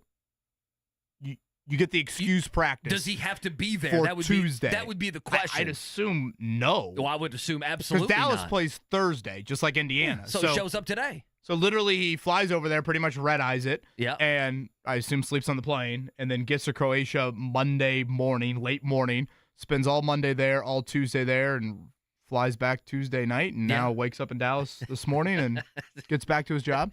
It's a good life. It's a good life. Must be nice, right? Yeah, it must be nice. So good for him. So Notre Dame college football playoff. Should I be mad or sad or happy about the update here? Okay, so the college football playoff committee, now they were going to do the 6-6 model. So you're going to see a lot of this on ESPN and CBS and other things. And given that the Pac-12 now has died, it has died.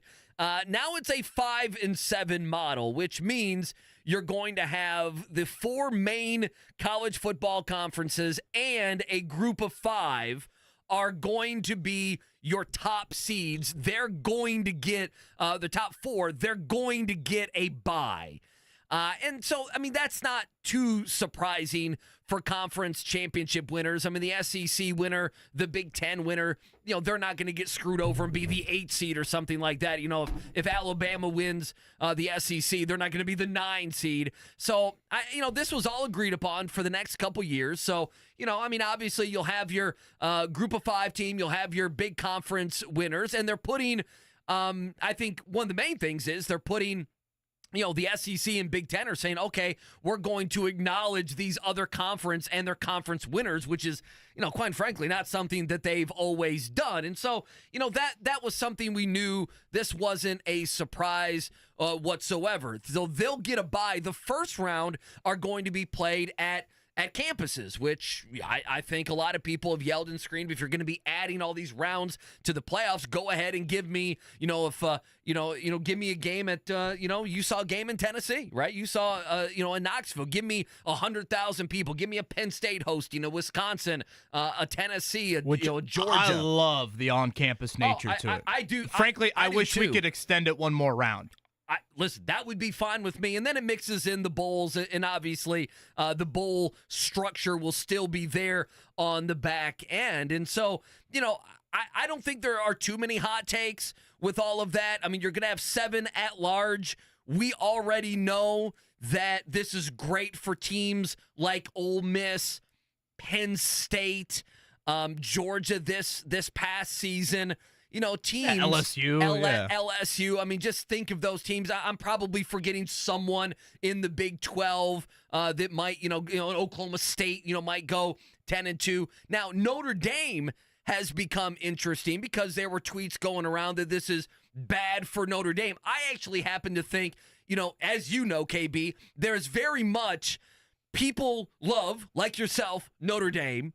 And then there are other people, probably a nice size of our listening audience, that hate Notre Dame. Really? No, I didn't know that. And don't want to see favoritism. That doesn't sound possible. And when they make the college football playoff, they're saying, to hell with them. They don't have to play in a conference title game and everything else. So the Notre Dame angle, I'm interested in what you think, because you could look at it either as a good thing or a bad thing. They're not going to be, no matter how good they are, they're not going to be one of those top teams. They're not going to be a 1 seed, a 2 seed, a 3 seed, or a 4 Correct. seed. Even if they went undefeated. Even if they go undefeated, they're not going to be that. They're not getting the bye. But yeah, they're not going to get a bye, so they're going to have to play 4 games to win the national title. That puts them at a disadvantage. But what puts them at an advantage, besides their own independence in which they can make their own money, is I feel like if Notre Dame goes like 10-2, they'll get in. So now there's a much higher hit rate of getting in, and you don't have to play in a conference title game, which also some teams are going to have to do as well. So I actually think it's a good balance of Notre Dame is getting punished some, no doubt, for not being in a conference. The flip side is you feel like if you go 10-2, Notre Dame is obviously going to find their way into the college football playoff. So I don't know. How do you look at it? Well, and again, let me just reiterate to everybody out there: Notre Dame wanted this. Like this is what Jack Swarbrick pitched. This is what Notre Dame wanted. So they are getting what they want. Now, there are some things I like about it. Frankly, the 12-team nature to it, and you just mentioned 7 at-larges. Yes, as a Notre Dame fan, I'm very happy about that aspect to it. I don't love the inability to get a bye. Like that does frustrate me. Now, I totally acknowledge, and you just laid it out, Notre Dame doesn't play in a conference championship game. But let's not act like the conference championship game is the same as what a round of 16 game, I guess, would be, a round of 12 game if I want to get technical. But let's call it the round of 16 just to act like it's an NCAA tournament men's basketball bracket or women's basketball bracket. Like, if you lose a conference championship game, okay, 2 SEC teams go to the conference title game, Andy. For every single year that this format is in existence, the loser of the SEC championship game is going to be in the playoffs. There is no doubt about it. There's no way the second-place team in the SEC is out of the top 12 teams in college football. Like that, and same thing probably for the Big Ten. There's no way the Big Ten next year, if we get Ohio State and Oregon as the top 2 teams for the Big Ten championship, and Ohio State beats Oregon in the Big Ten title game, Oregon's still going to the playoff. Right. So to say that Notre Dame's conference championship game is now on the same level as everybody else, it's just not true. Because if Notre Dame loses their first playoff game, they're done. Their season's over. So I don't think it's apples to apples. Now, having said that, trust me, I hear everyone out there saying, well, just join a conference. I totally get that. Notre Dame could easily solve this by joining a conference. They're choosing not to. Oh, God, the ACC would do anything. Yeah. Right. And 2, frankly, I think the Big Ten and the SEC. Sure. I'm just using the ACC, has the flirtation where they share games and other sports and everything. Yeah. Now, the second part of it, Notre Dame obviously would get a home game for the first playoff game. Which would be a great scene. I love the on-campus nature. I'll go back to what I said to you a couple minutes ago. I want the on-campus aspect to the playoff. I want it to go one round further. Because right now, you just laid it out. 4 teams get a bye. So that means 5 plays 12, 6 plays 11, 7 plays 10, 8 plays 9. We'll get 4 on-campus sites for those opening round games. I absolutely love it. Now, when those teams advance, and let's just play it out and say all the favorites advance. So now we get 1 versus 8, 2 versus 7, 3 versus 6, 4 versus 5. I want those 4 to be on campus. Right. Well, I don't want to go to neutral, and I get it. This is me just griping. The bowl system runs college football. You know this. But I want those games to be on-campus site. Then when we get to the semifinal, we can do the neutral. Right, get the when we get Fiesta to the Bowl, championship, right. we can go neutral. I get that. I'd like to see the home on-campus stuff extend 1 week further. What frustrates me or makes me nervous as a Notre Dame fan is this. You're asking Notre Dame to win, 4 games in 5 weeks? Oh, that's exactly what you're doing, yeah. And again, if they go 12-0 in the regular season, or even 11-1, Notre Dame's been 11-1 and been a playoff team before. If they go 11-1 and finish third in the nation, they still are going to have to win 4 games in 5 weeks, and 3 of those are going to be on neutral sites. I don't love that. I wish that they had the bye because, again, to me, you can't equate a conference championship ramification loss to a playoff loss. If Notre Dame's a 7 seed and they're playing the 10, if they lose that game, their season's over. If, again, Oregon loses the Big Ten title game or LSU loses the SEC title game, they're still going to the playoff. So, to me, you can't compare that. Before anyone gripes, it's Notre Dame has made the bed, and they now have to crawl into it. So, this is not me acting like, woe is me, Notre Dame deserves better. That part of me wishes Jack Swarbrick, maybe would have tried a little bit different from a tactful approach into how to get themselves into the playoff. But for the most part, I don't think Notre Dame fans have a huge gripe here. Now, the other thing with this, and listen, you're spot on. I mean, we know what we're going to get here. To me, 2 things. To me, some of these other conferences may complain. Like, I don't know how good the Big 12 is going to be with all the additions. I know the ACC stinks. So if the ACC gets 1 team in, I ain't going to sit here and cry about if someone is left out. Now, I happen to think this is a way for the ACC to get a 2nd team in. And again, I'm Notre Dame's by themselves. I know, even though they'll play some ACC teams. And then we'll see what happens with the Big 12. I mean, there is no doubt about it that the Big 10 in the SEC here throwing a bone to the other conferences. And the flip side of that is, hey, understand that all of our teams that just miss out, the Ole Misses of the world, at times the LSUs of the world. Penn State's a great one. I mean, James Franklin, he'll play in the Rose Bowl. In for 10-2 every year. Yeah, they'll go 10-2, but they're not going to make James Franklin's very good. He's not going to make the college football playoff when it was at 4 teams. But now that you expand it, he'll be there. So I'm interested to see what the things people will complain about are. I don't know, because they'll complain about, the SEC and Big Ten, and then you'll have an LSU and that first round matchup, the 7-10 might be LSU versus Penn State. Well, what's that scene going to be, right? Oh my LSU gosh. walking into a cold weather stadium. Now, the other thing, and it's going to be interesting, is how much, college football is going to be very much up against some of the NFL playoffs. It's going to be back in January. It's going to be right around, I would have to look up the 2025 dates, but it is going to be right around conference championship weekend. So we are going to have here, the absolute best college football games in a weekend. We're going to be sitting there potentially. Am I wrong here? We're going to be sitting there on a weekend, and we are going to have the biggest NFL playoff games and the biggest college football playoff games are going to be sitting right next to each other on the sports calendar, which I'm fine with, but I know some people don't like that. They want to see their separation of church and state. Couple questions I got from some listeners here. The Big Ten's doing away with the divisions, right? Yeah, and so is the SEC. Right, okay, because Rex goes, if the SEC East is down like years past and you have a 3 or 4 loss SEC championship game loser, they wouldn't get in. And again, these conferences are doing away with the divisions. And the SEC's adding a 9th game. I think they've said they're going to do that next year or the year after, which is just going to kill teams like South Carolina and Kentucky and Mississippi State. They'll have to play another SEC team, which, is very much a 50-50 game, or you get a big dog on the schedule, and you're going to lose that. So, but what that's going to do is it's going to make the SEC more money. It's going to make them look better. So, they can get 9-3 teams into the college football playoff. I think that will be the main question. How many non-double-digit win teams get in? I think that will be the question I will have very early on. And then MPS, so is college football playoff, does the number 1 overall seed get the lowest remaining seed, a la the NFL?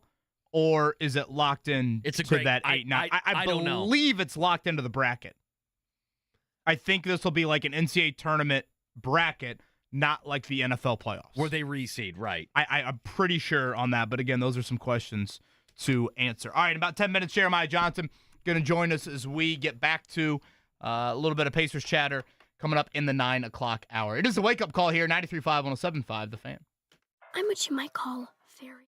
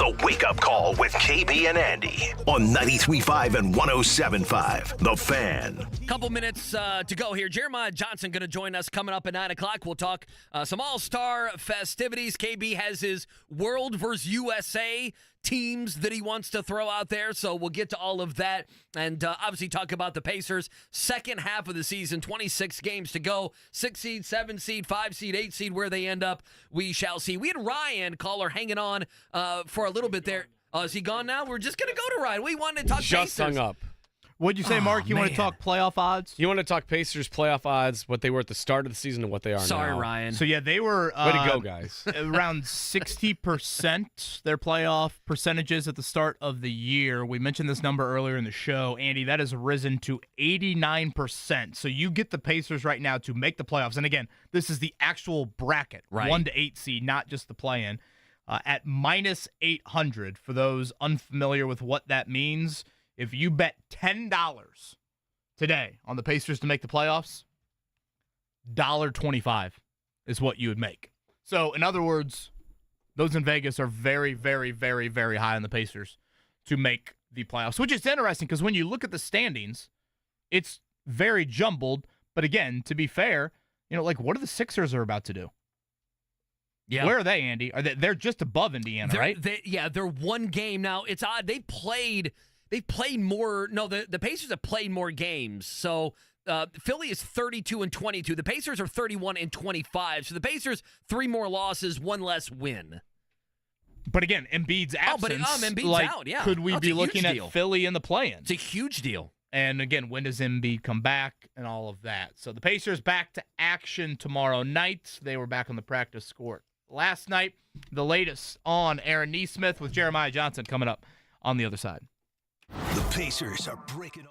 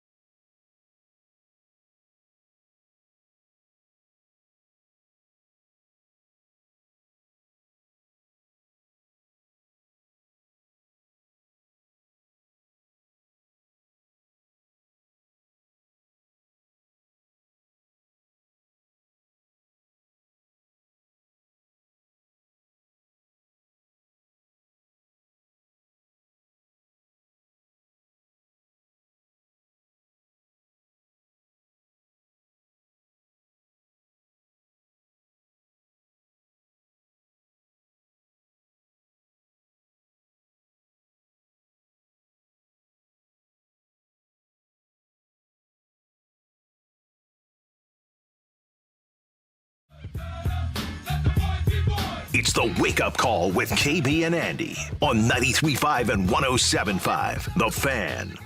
I always love, like the listener, what kind of mood is Mark Dighton going to be in? A little hip-hop today from Marky D. I like that. Welcome in. Wake Up Call, KB and Andy hanging out with you. One more hour to go, as always. Broadcasting live from the drivehubler.com studios. You miss any of the show, check it out, 1075thefan.com. All right, let's head on out. Payless Liquors Hotline. Jeremiah Johnson joining us. JJ, Bally's Sports, Indiana.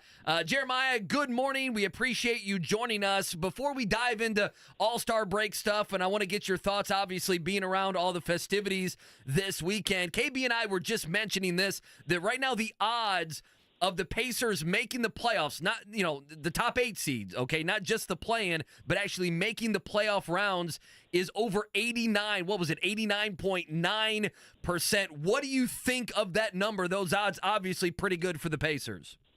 First, I'd like to say it's an honor to be a guest on the Rick Carlisle show. Happy to be joining you guys this morning. Second qualifier I'll make is that as a team employee, I'm not allowed to speak to odds specifically, but I'll just say that the Pacers are in a good position now. And when the season started, I still thought that the playoffs were a goal for the team, and that was something they would shoot for, not just to be at the play-in tournament, but to be in the real playoffs. And right now, I mean, it's basically there are some tiers in the Eastern Conference, and you can clearly see the top team is Boston, then 2 through 5 is another tier, and right now it's Pacers, Heat, and Magic in 6, 7, and 8, and if you're 7th or 8th, you still have some work to do. So if you're 7th or 8th, you're not guaranteed to be a playoff team, but you have a very good chance compared to if you're 9th or 10th.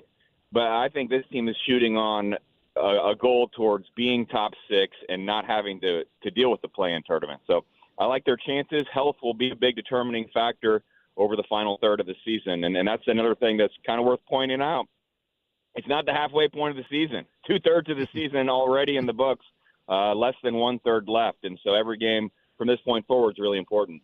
I do want to get to that health, but I must acknowledge I will never forget the glare I got from Jeremiah Johnson as I'm going up the escalator the other night after the Warriors game.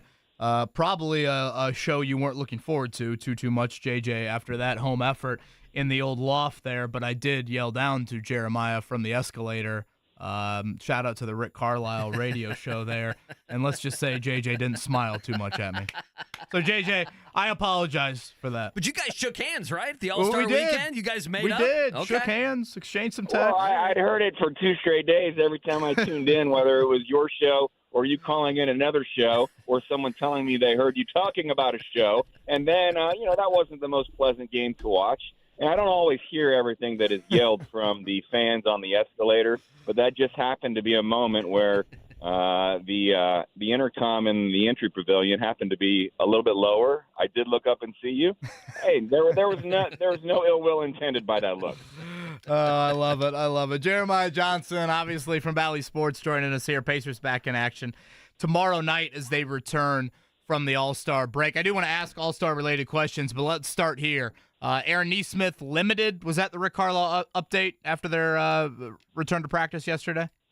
Yeah, full disclosure, I didn't go down to practice last night. Decided to have another day off of the All-Star break. Went to the Zionsville Cathedral game. But I listened to him on the wake-up call with KB and Andy, and pretty much what he said on that show matched what he said after practice yesterday. And the fact that Aaron Nesmith was there, put up a few shots, I'm not sure how much he participated. It was one of those practices that you often see after the All-Star break where you want to get guys in, get some guys to work up a little bit of a sweat for those that hadn't touched a basketball for a few days.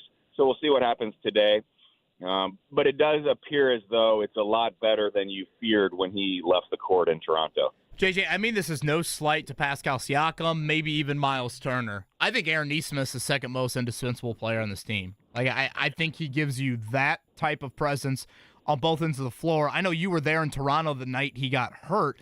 To me, you could just watch the first, 90 seconds of that second half, right before he got hurt, and saw everything that he does for this team. He hit a 3 on the offensive end of the floor to start the second half. Boom, comes down the other end, help side defense 2 different times, forces a stop. I think he tried to take a charge, if I'm not mistaken, one of those times. And then he comes down, he drives the lane, tries to dunk it, and it should have been a foul, and that's when he got hurt. To me, he's that valuable. I know contractually there's other guys score more. To me, he's the second most indispensable player on this team. Because of what he's done with his three-point shooting, you saw last year someone that would bring the energy, the intensity. He would crash the glass. He would accept defensive assignments. But to do that and then be one of the best three-point shooters in the NBA, I don't think that I would argue with, and depends on the game and the situation. But the other thing you'd have to consider is what's behind him. If Miles Turner misses a game, you do have Isaiah Jackson and Jalen Smith that in spot minutes can fill that role. They don't have a lot of 3-and-D wings with experience on this team. And so you never know. You never doubt what he'll bring you from an intensity level. And you mentioned everything that he does, and you can see it every single game. So I wouldn't argue with you. And that's why the health question, it's not just him, but he is a big part of that final third of the season and where this team can go. He needs to be healthy.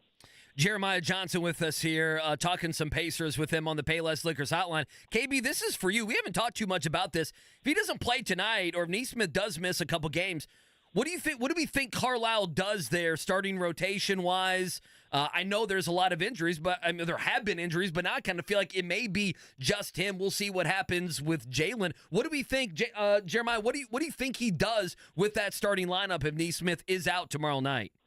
It might depend on who you're playing and whether that team has a real talented wing scorer. And you basically have in your second unit Bennedict Mathurin, Ben Shepherd, Doug McDermott, guys that can play the 2 or the 3 a little bit. And so my initial thought would be that Bennedict Mathurin would get that opportunity, and you would give him that challenge of stepping up and guarding someone of that level, or maybe it's Andrew Nembhard that guards the wing, and you have Bennedict Mathurin in the backcourt.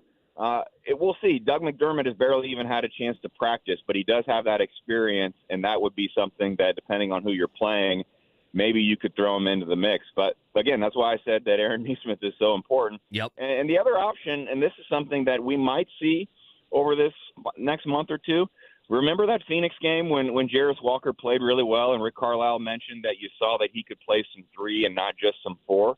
Who knows? Maybe it's an opportunity, maybe if not with the starting group, but you see Jarace Walker play some 3 because it does – you've got Obi Toppin who really is a 4, and he's giving you really good backup minutes. And if you have an issue with Pascal Siakam, you could play Obi Toppin there. But the 3 position is one that's a little bit of a question mark right now. So who knows? Jarace Walker could get into the mix as well. But Ben Shepherd's play in Toronto might have vaulted him up the list. Maybe I should move him higher in my answer here because he knocked down shots. He made a big stop. Maybe he gets that opportunity as well. There are some options. And there are a lot of things to consider when Rick Carlisle's making that decision. Yeah, big fourth-quarter moments from Ben Shepherd, certainly, the last time the Pacers played a week ago tonight. Again, Jeremiah Johnson is with us here from Bally Sports. 7 o'clock tip, it'll be the Pacers and Pistons. Are we going to get a Bennedict Mathurin, Jaden Ivey camera watch tomorrow night? Yeah, I'm fascinated, as if we didn't have enough already to talk about with everything that happened with All-Star Weekend. The first game out of the break, it's the Jaden Ivey, Bennedict Mathurin rivalry. And I wasn't actually surprised.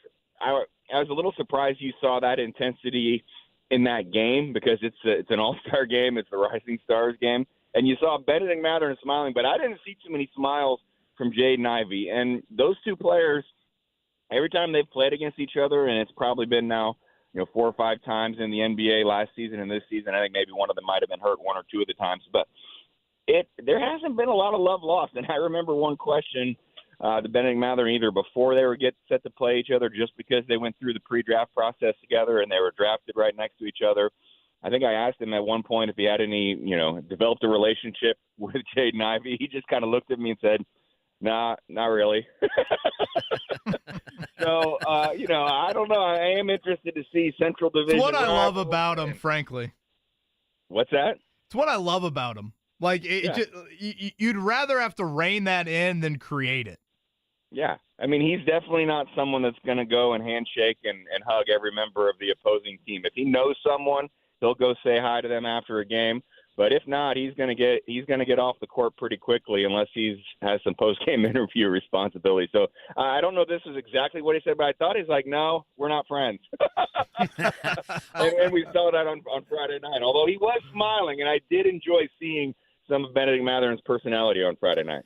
Some of the smiles, it's him smiling, and sometimes the smile is menacing because I was going to say, it had like a Batman Joker feel to it. I kind of almost feel like Mathurin will tell Ivy or anybody bleep off, but will be smiling while he's doing so. Jeremiah Johnson with us from Bally's here on the Payless Liquors hotline. Wednesday, almost said a Thursday on the Fan. Mathurin himself, was, last week we had Carlisle on, and he was like, I'm worried about the health of Bennedict Mathurin, had kind of the knee, the leg injury, the illness that was going through the team. They needed to get him healthy. And boy, Jeremiah, he looked healthy this past weekend. He is such a big deal for this team finishing this season strong and doing something in the postseason. If you ask me, what are you watching these final 26 games is now that he's healthy, what can Mathurin do with Buddy Hield out of the way? To me, that's the number one question that I have.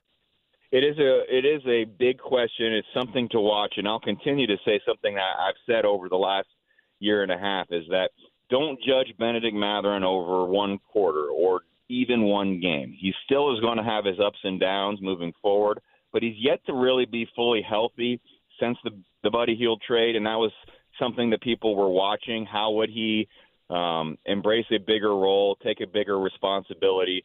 I don't know that it matters at all if he starts or comes off the bench. If he's healthy and playing well and he comes off the bench, he's likely to be on the court in the fourth quarter. Rick Carlisle goes with the players that will succeed in those situations, and it sounds a little cliche, goes with a hot hand. So Bennedict Mathurin will have his good moments. He'll have maybe an off game because he's a second-year player. But I am going to be watching that. And in that second unit right now, when you don't have Buddy Hield, you really need him to provide some scoring punch. Because think about November, December, early January, when this team was having a lot of success consistently. Every single night you look down at the end of the game, and the second unit was outscoring the opposition by 15 to 20 points. Now, I'm not saying that's required because I think your starting group is a little bit better right now just by simply having Pascal Siakam and having Aaron Nesmith play so well. But you do have to come in. You have to see that group come into the game and at least keep things even. And if you can get an advantage when those guys are on the court, even better. And Bennedict Mathurin gives you the best chance to do that. So I'll be watching as well. Even though he was busy All-Star weekend, I think it was a little bit of a break for him. As you noted, he looked pretty healthy on Friday and Saturday night. But the biggest thing was I saw all those smiles. So to me, he'll be rested and ready, and he'll be definitely someone to watch over the next few weeks. Again, Jeremiah Johnson, coverage for the crew over there at Bally going to begin tomorrow night, 6:30. The Pacers back in action. They are a heavy favorite in this one here out of the break. All right, JJ, I am pitching. I don't know if I'm going to save the world here with this idea, but I'm going to pitch two ideas for the All-Star game, okay? Let's get back to the Elam ending. I like that. I think it's a little bit more of a competitive fourth quarter. And I'm going to pitch NBA versus World. My World team is this. And those have asked about Joel Embiid. Joel Embiid is he could have opted to play for, I think it was Cameroon, France, or the U.S., and he said he'll play for the U.S. in the Olympics. So I'm taking Embiid off the World team. My starting lineup, Luka, the Joker, Giannis, Jamal Murray, Shai Gilgeous-Alexander. My bench unit, God, we're really big coming off the bench here. Wembanyama, Sabonis, Siakam, Lauri Markkanen, Karl Anthony Towns, Rudy Gobert, and OG Anunoby. A few guards that just missed it for me. Lou Dort. I need guards, really. Mathurin, Franz Wagner. What do you think about my NBA versus World idea to try to revive Sunday night? As long as you talk to all those players and they will determine that winning that game and representing the world, not just their country, is an important factor, I'm on board. I think it would be a good show. It's going to be tough depending. I'm worried about that now that you said that out loud because I watched Luka and Joker the other night and it looked like me out there. Exactly. I was a part of Luka's post-game interview, and he put about as much effort into that as he did during the game. He wanted to get out of Dodge as quickly as he could. I really think they all have to come to some consensus, and I'm a little disappointed it didn't happen this year because you knew that they weren't happy with the show they put on in Utah. And I thought a guy like Giannis or maybe even LeBron would have gotten everybody together and said, let's do things just a little bit differently. And it was somewhat the same. One of the things you'll have to say, and this hasn't been said a whole lot, is, I mean, the shot making, the way those guys can knock down those shots, you've got to bring – you might think you were playing better defense. I watched early on, and I felt like there were some guys that were down in a stance really trying. And even though they tried, those shots were going in. So at some point, they just sort of moved on with reverted back to all-star basketball. So I think they went into the game with the right intentions, but then it just became too easy to just marvel at the offensive side and not play defense. I think I heard Andy yesterday criticizing the Major League Baseball All-Star Game and the home field advantage. I may be in the minority here. Oh boy, but that added something to me because there is something I don't that disagree with that. Any team, and it's not that big of a deal. I mean, you can win a series whether it's 2-3-2, whether you're the team that has the 3 or that has the 2. But every player that's on a team is a team that at least at the midway point of the season thinks, I want to be in the NBA Finals. And if there's a chance that the home court advantage can help me, maybe it adds a little to it. I thought those baseball All-Star games, when they did that, I thought it added just a little bit. I don't see why you wouldn't try something like that. And the other thing that is tough from an aesthetic standpoint, you saw the money matter in the in-season tournament. Those games were going to be still a big deal because they counted for the regular season. They were part of the schedule. Maybe you figure out some way where there's some financial incentive and you match a charity aspect of it to where it gets their attention. So I don't know. That someone above my pay grade is going to have some of those discussions, but I don't want to see it go the way of, the flag football of the Pro Bowl. And because I don't even know that I've even cared one bit about that over the last few years. I thought All-Star Saturday Night was really good, but you still need to have a basketball game to bring all of these people into town and to make it a full event. So hopefully they can work on things. USA versus the world, I'm not against that as well. Again, as long as everybody's buying in and everybody's focused on playing a little bit different style of game, then you could go that route. JJ, I'll add one more thing, and I brought up Luka and Jokic and them not giving really any effort at all Sunday night. I shared this story earlier. I was actually listening to Micah Shrewsbury yesterday because I'm a Notre Dame basketball nerd, and he shared a story about when he coached with Brad Stevens in 2017 in the All-Star game.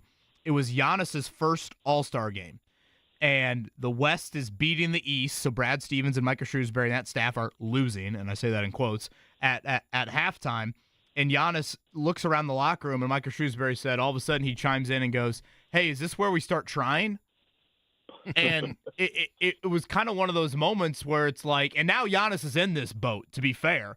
But now, like, if your top guys set the tone, I think the guys underneath them will follow. It wasn't much, but I thought, like, when Paolo Banchero and Scotty Barnes got in the game for their first run on Sunday night, they were even at a little bit of an upper tick. Just because, like, they weren't used to, okay, exactly where am I supposed to fall in the speed limit lane here?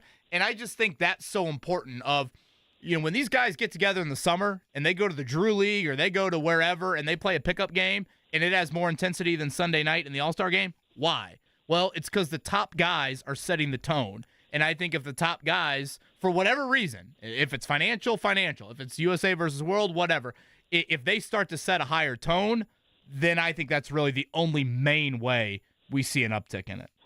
That is definitely where it starts, and that's why I think Adam Silver was so disappointed. Is he's a players commissioner. He's given in a lot over his time to making things better for the players, and I thought I think he felt like he had the leadership on his side where they all agreed it needed to be a little bit better, and then the product on the court didn't match what he thought would happen. You bring up a good point in the coaching staff. It starts with the top players, but who has a harder job than those coaches? Because they know one way to coach. This isn't what they would want. However, you can't sit there and yell at a player before the game or spend a lot of time putting in offensive sets or coming up with some defensive adjustments if everyone's going to laugh at you. And you don't want to do that either because who knows? You may want to try to coach one of these players at some point. So this is the one game where the coaches aren't really – they don't have that much power. They're kind of just sitting there. And I even asked Chris Finch after the game, I said, you've got like a 4 or 5 minute timeout, it seems, and you're standing there with your coaches. What are you guys talking about while the players are on the bench? And you know, he's like, well, we'll try to set up a play for somebody here or there, but there's not a whole lot you can do. So I feel for those guys as well, and that's an interesting story from Micah and Brad. We'll see what happens. I know they'll try to make some adjustments, and I'll be interested to see what those are. Jeremiah Johnson with us here from Bally's on the Payless Liquors hotline. Last one for me, JJ. I mean, I don't know. What was your favorite thing over the weekend? Festivities on Thursday, and then obviously Friday, Saturday, and Sunday. What stood out to you being behind the scenes and kind of attending so many of the different events? From an on-court perspective, that LED court, when I first saw it, I was like, is this really going to work? And when I saw the media unveil on Thursday and I walked on the court, I thought, this could be pretty cool. And the way they executed that in the building, I was real impressed how they matched with the dunks and how they changed things up. Someone asked one of the people in charge if that's the future of basketball courts, and he said, hold on just a little bit, maybe long time down the road, but it is something they can use to capture the attention. And I thought it added to All-Star Saturday night. And I did want to say that some of the feedback after Saturday night that you saw from people watching on television, to me, did not match what I felt in the building. I thought that was a really good show. Again, I mean, the three-point contest, 4 people tied at 26. The skills challenge went to a tiebreaker. The slam dunk contest, it's going to get criticized every year because it's not Michael Jordan and Dominique Wilkins.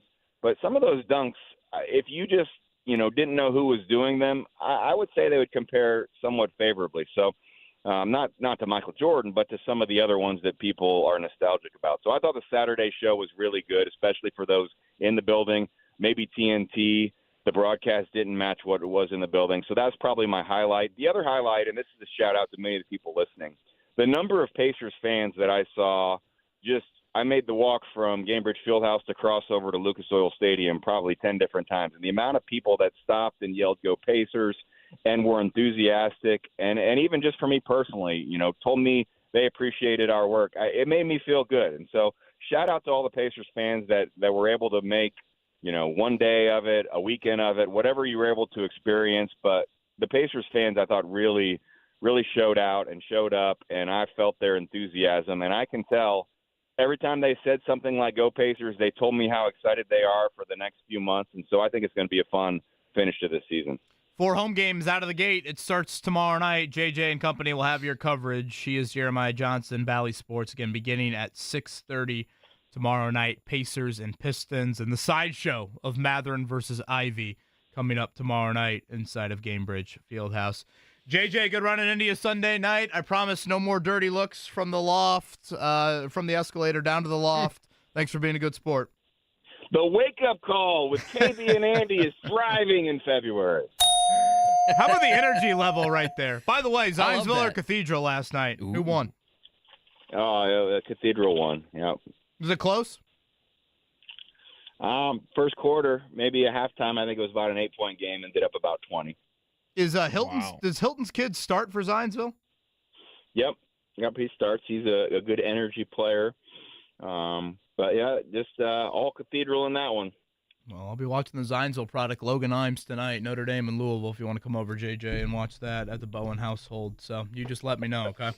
Okay, sounds good. Jeremiah Johnson, Payless Liquors hotline. Really sounds like he's excited to come over tonight for that one. It's kind of funny when you look at T.Y. Hilton's son, his oldest son, Eugene, and you look at Marvin Harrison's son.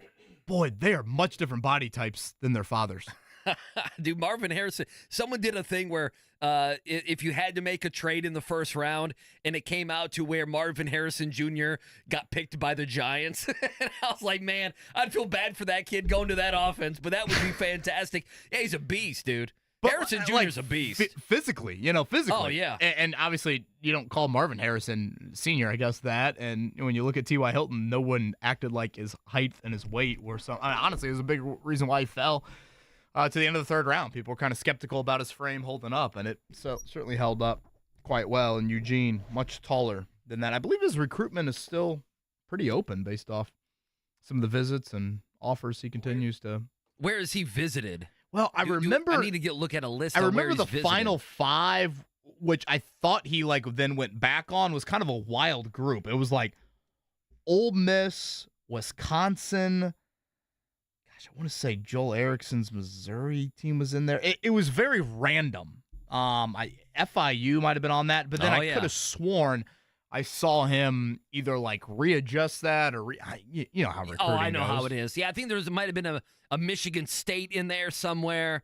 It's funny whenever a kid goes to, especially a wide receiver. Now I know Wisconsin might be different under the new coaching staff, and I'm blanking on my guy's name from Cincinnati, Luke Fickell. We'll have to see, but Wisconsin and Ole Miss.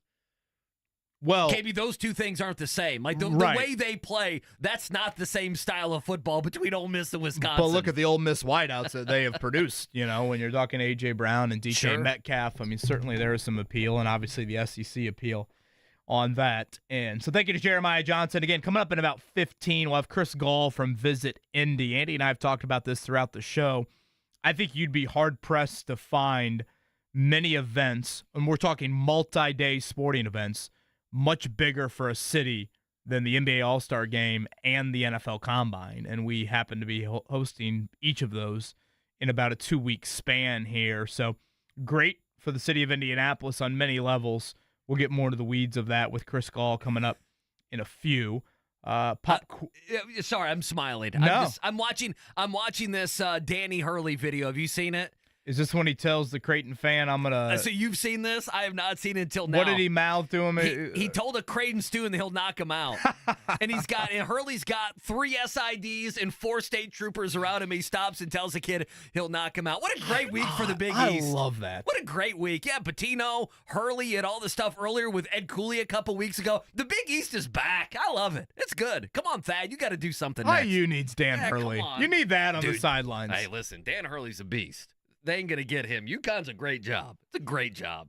He can coach. Yes, he can. He's good. To lose what they did and still be at this level, pretty darn impressive, even though they got run off the floor last night in Omaha. All right, pop quiz in a few. 317-239-1070 for that. Before it all, let's check it down. The Morning Checkdown, brought to you by the Barbasol Horizon League Basketball Championships. March starts here at the Indiana Farmers Coliseum, March 11th and 12th.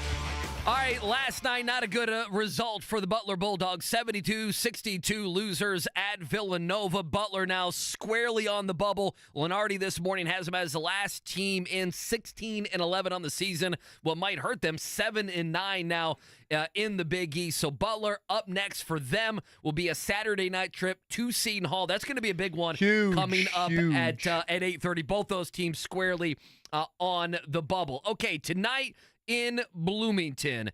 You know, it's a big one. In Bloomington, Nebraska visiting Indiana. Boy, it's the biggest game on the schedule. Move everything else aside, Indiana and Nebraska. Mike Woodson, yesterday, 6 games left. They got to win them all.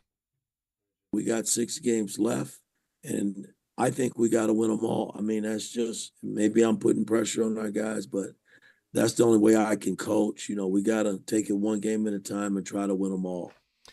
So we'll see what happens. Nebraska favored by 1.5 points. Like I said, 8:30 Big Ten Network. Our coverage over on IBC beginning at 7:30. Yeah, 86-70, the first matchup between these two teams earlier this year. Tominaga hit many threes. I forget the exact number. I know he had 28 in the game. Indiana actually shot it great in that first matchup, 9 of 18 from behind the arc, but a big turnover number for Indiana. Again, Nebraska yet to win a Big Ten road game. They are squarely on the bubble. I think just on the right side of it by most accounts, but boy, if you go winless on the road in conference, committee likes to nitpick, not ideal. All right, we talked a lot. Again, Creighton over UConn, 85-66 last night. Purdue will be back in action tomorrow night. They'll have a rematch with Rutgers. That was a big turnover number for Purdue earlier this season. They overcame that. Rutgers has played better basketball as of late.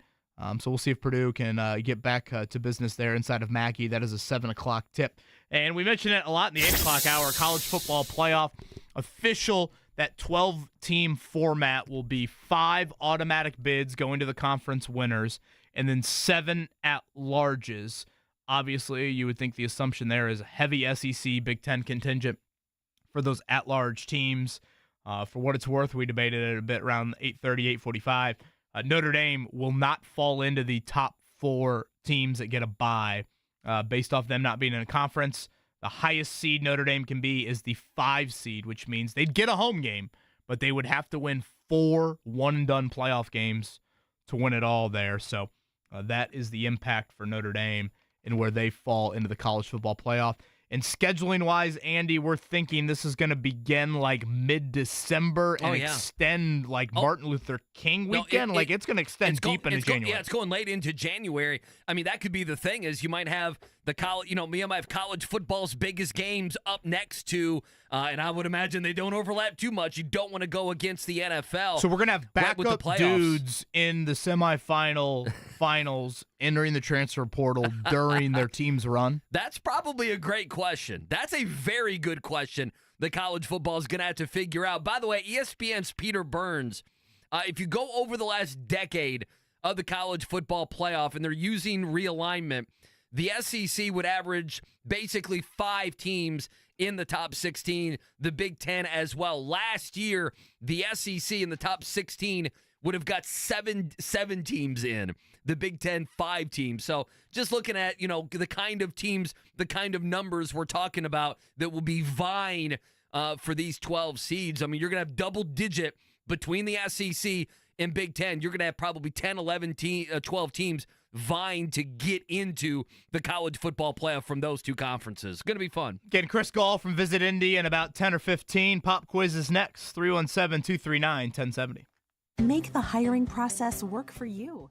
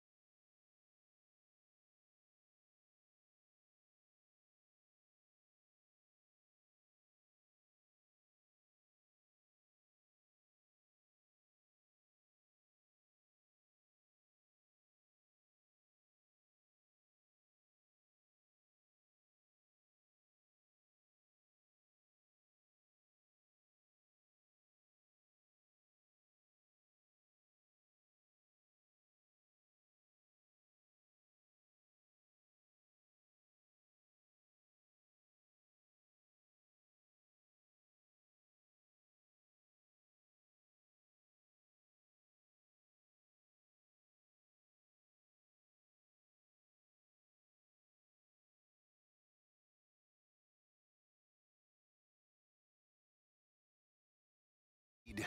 Can you handle the pressure?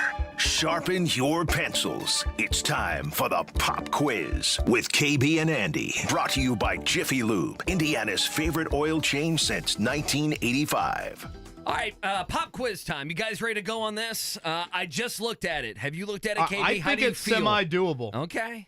I see one. Which is probably an interesting way for me to describe it. I see a Kevin Ollie question in here. I like that. Give me some Kevin Ollie. Let's go. It's a head coach right there. Kevin Ollie have a cup of coffee with the Pacers, or am I imagining things? 29 games? Uh-oh. I hope that's not Really? the question. Well, that's an amazing memory from Scotty, who yelled 29 games. I hope he looked that up at some point recently. Okay, I was about to say, if you knew that, no offense, you are a sick individual. if you knew. Hey, he's that our Kevin- sick individual. Hey, listen, if Kevin Ollie played 29 games and you knew that off the top of your head, that is sickness. You know what they said after the 29th game? Well, it was fun while it lasted. Thank you, Coach Carlisle. Did you for guys that. happen Hell, to Rick see- might have been his coach. Well, he might have been. Did you happen to see? Man, I should have cut this. Carl Anthony Towns was talking about. Someone did a mashup where they ask a lot of the Oh my players. gosh! And he said Monte Ellis, right? About Indiana and about Indiana basketball, not IU basketball, but the Pacers and the state and everything else. And Carl Anthony Towns, he listed the normal ones that you would list. But once he got past like Reggie Miller, he had nobody else. He was like, even Monte Ellis. Are the Pacers still I paying loved Monte Monte Ellis? Ellis before he came to the Pacers. Oh I my really gosh. Unbelievable by Carl Anthony Towns. Monte Ellis is one of those guys that someone had to score 18 points a game on some of the teams he was on. And by God, he was going to be the guy that scored 18 points a game. All right, need to make this somewhat quick for the pop quiz here. Again, Chris Gahl from Visit Indy after this. Give us a number 1 through 8, Andy. Let's go number 3, Mark. Who do we have? Jim. Hey, Jim. Yes. Jim, how you doing? This is Miller Lite Jim. I drink over, so won't forget later. So okay, Miller Lite Jim here. All right. Yeah, I called in the last time when Jake was on the show and on his panel days, and that's the last time I've been on. Well, Jim, great to hear your voice. Hope all is well. Unfortunately, we've got to make this somewhat quick, but thank you for calling, and good luck. All right, Miller Lite Jim, let's get a winner here on this Wednesday. Question number 1, the NBA season resumes tomorrow night. There are currently 2 NBA teams that have yet to reach 10 wins this season. Now, the Pacers face the 8-46 Pistons tomorrow. Name the other team that has fewer than 10 wins this season. Is it the Spurs, the Hornets, the Trail Blazers, or the Wizards? I'm going to say Portland.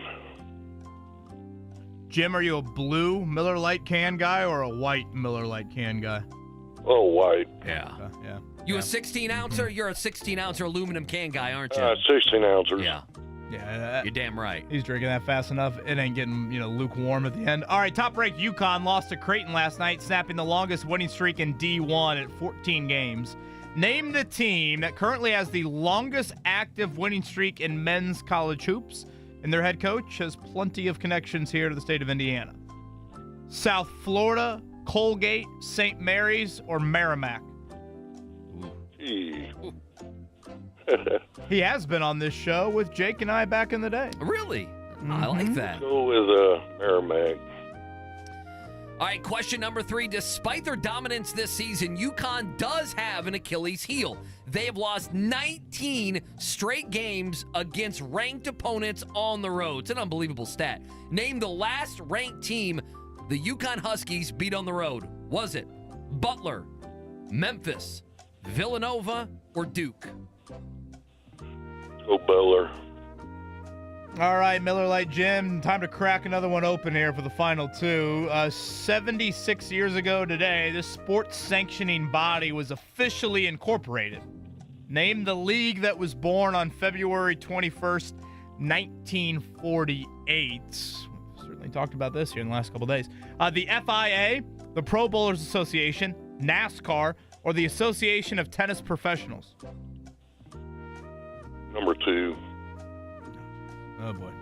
We might need a shotgun one, Miller Lite Jim, for the last one here. A shot in a beer. Question number 5. With Kevin Ollie being named the interim head coach of the Brooklyn Nets earlier this week, he becomes the second current NBA head coach who played a regular season game for the Pacers. This is why he knew it. 29 games. Who is the other? Is it Darvin Ham, Tyronn Lue, Willie Green, or Chauncey Billups?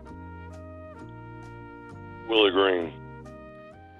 Well, Jim, thank you for calling back Appreciate in. it, Jim. Thank you for listening. That was horrific. That was an 0 for 5, folks. Wizards for number 1. St. Mary's has got a 14-game win streak. Wrong, Memphis wrong, for 3. That was Josh Pastner was the head coach. wrong. I was hoping we'd get the NASCAR one for 4 there, but no luck. Darvin Ham to close things out. Darvin Ham played 1 game for the Pacers. Yeah, we One can't game. sugarcoat. That was awful. Chris Gahl, Visit Indy to save us here to round things out. In order for small businesses to thrive,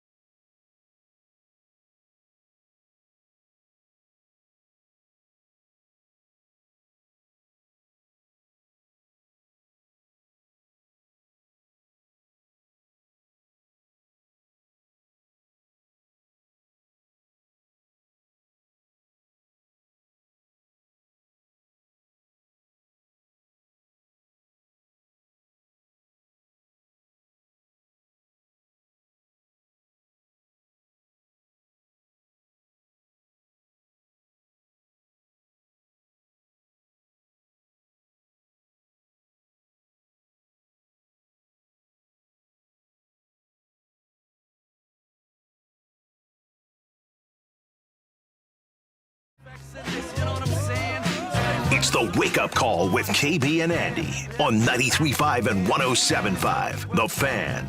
All right, been a fun show. You miss any of our conversation, bunch of Pacer conversation. Today, Jeremiah Johnson joined us, some college football talk. Mike Woodson and IU basketball back in action tonight. We talked about a lot of those things. You miss anything, check out the podcast center, 1075thefan.com. All right, let's jump on out to the Payless Liquors hotline. A couple minutes left here in today's Wednesday show. Executive Vice President and Chief Marketing Officer, VisitIndy, visitindy.com. Chris Gahl joining us here on the program. Chris, good morning. I guess from your viewpoint, man, all around the city, how did the city look, and what was your favorite part of a big All-Star game weekend? And again, good morning. How are you? Well, good morning. Inside the Indiana Convention Center downtown, it's hard to believe. It's a bit of a blur because all the signage from the All-Star game that had been up for weeks is now already down. So it feels like the party is over. But I think one of the most iconic moments was seeing Oscar Robertson being lavishly praised inside Gainbridge alongside Reggie Miller, Spike Lee there, just some of the old Pacers and Indiana ties that were uplifted center court there during the actual NBA All-Star game. It was a who's who inside Gainbridge, and that was fun to see all the celebrities come out. But moreover, again, Oscar in the house, and to have Reggie be part of this All-Star was special as well. Get Chris Gahl with us, Visit Indy, Executive VP, Chief Marketing Officer. I did see him from afar in the convention center last week. He looked like a man on a mission, very busy, of course, this time of year. It's funny you bring up the signage, Chris. One of the questions we got, shout out to Jay, one of our listeners, he goes, what happens with the signage? So I know that might be a weird place to start. Someone called in earlier and mentioned that the signage goes to, Mark, what was the company called? Pup, I believe. PUP. That gets turned into backpacks, which I think is, I guess, kind of a cool thing. Is that what happens with like all of your massive signage? And I'm sure some of it is not necessarily what, is NBA stuff and, Nike stuff, et cetera, et cetera. That's a great question. I'm glad you asked it. So People for Urban Progress, or PUP, has been our longstanding partner. Sports Graphics puts up these beautiful signs, and then when they come down for major sporting events, People for Urban Progress takes the vinyl and they turn it into bags and wallets and purses and wearables. And you'd be surprised. It's a philanthropic undertone here and underpinning, but also they turn around and sell them for iconic pieces of memorabilia. And so we know the Pacers and our local organizing committee has already pledged to buy these pieces. So very quickly, People for Urban Progress will take them and turn them into bags and wearables. And they're the same company that took the Hoosier Dome, the RCA Dome, that fabric from up top, and turn it into wearables and memorabilia. So you can still buy pieces of that through them as well. Again, Chris Gahl here from Visit Indy with us on the Payless Liquors hotline. Chris, economic impact-wise, how do you compare the All-Star game to the Combine upcoming? I mentioned Andy earlier. It's got to be two of the biggest multi-day sporting events you can host in the U.S. How do those compare economic impact-wise? Yeah, we know the NBA pregame was citing $320 million in economic impact. That's tied to 125,000 visitors coming to Indianapolis for the long weekend. When we talk to our hotels and our tourism ecosystem, they're saying plus. We firmly believe by the time everything is reconciled and shakes loose, this will be a $320+ million long weekend. Our hotels were commanding 3 or 4 times the normal average daily rate. And we had 1,800 media buzzing around talking favorably about our city. And so it's an economic win, and there's a media marketing exposure win. And then the third win that a lot of people don't talk about is the civic pride piece. It's the idea that Hoosiers came home. They walked around downtown. They went into the crossover. They came to Saturday night inside the stadium. And now they're prideful. They're full of pride for the capital city. And that's the immeasurable piece that you just don't know about and how that helps us market and think favorably about our city as residents. When do you think you'll know that actual number on what it brought in? Any idea? Is that like a couple weeks, a month? When do you think you'll actually know?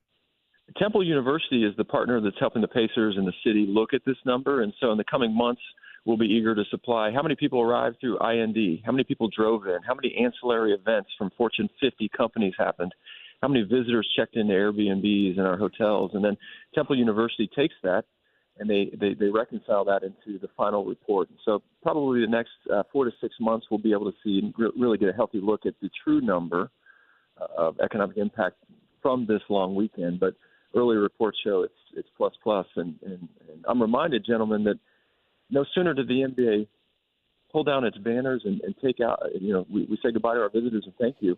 The NFL is arriving. In fact, this weekend, trucks arrive to take over Lucas Oil Stadium and the Indiana Convention Center. We're quickly reconfiguring meeting space and ballroom space because the Combine is next week. And so what other city on planet Earth can have the NBA in one of its premier events, say goodbye, and then welcome the NFL? And oh, by the way, we know the NFL noticed the court at the airport. They noticed some of the signage. They noticed some of the ancillary events. And I don't mind them feeling a little fear and loathing as we try to keep the Combine here in Indianapolis. Well, we saw the announcement. Again, Chris Gahl is with us here from VisitIndy, Executive VP and Chief Marketing Officer. Combine at least through 2025 as it continues to have a stakehold here in Indy.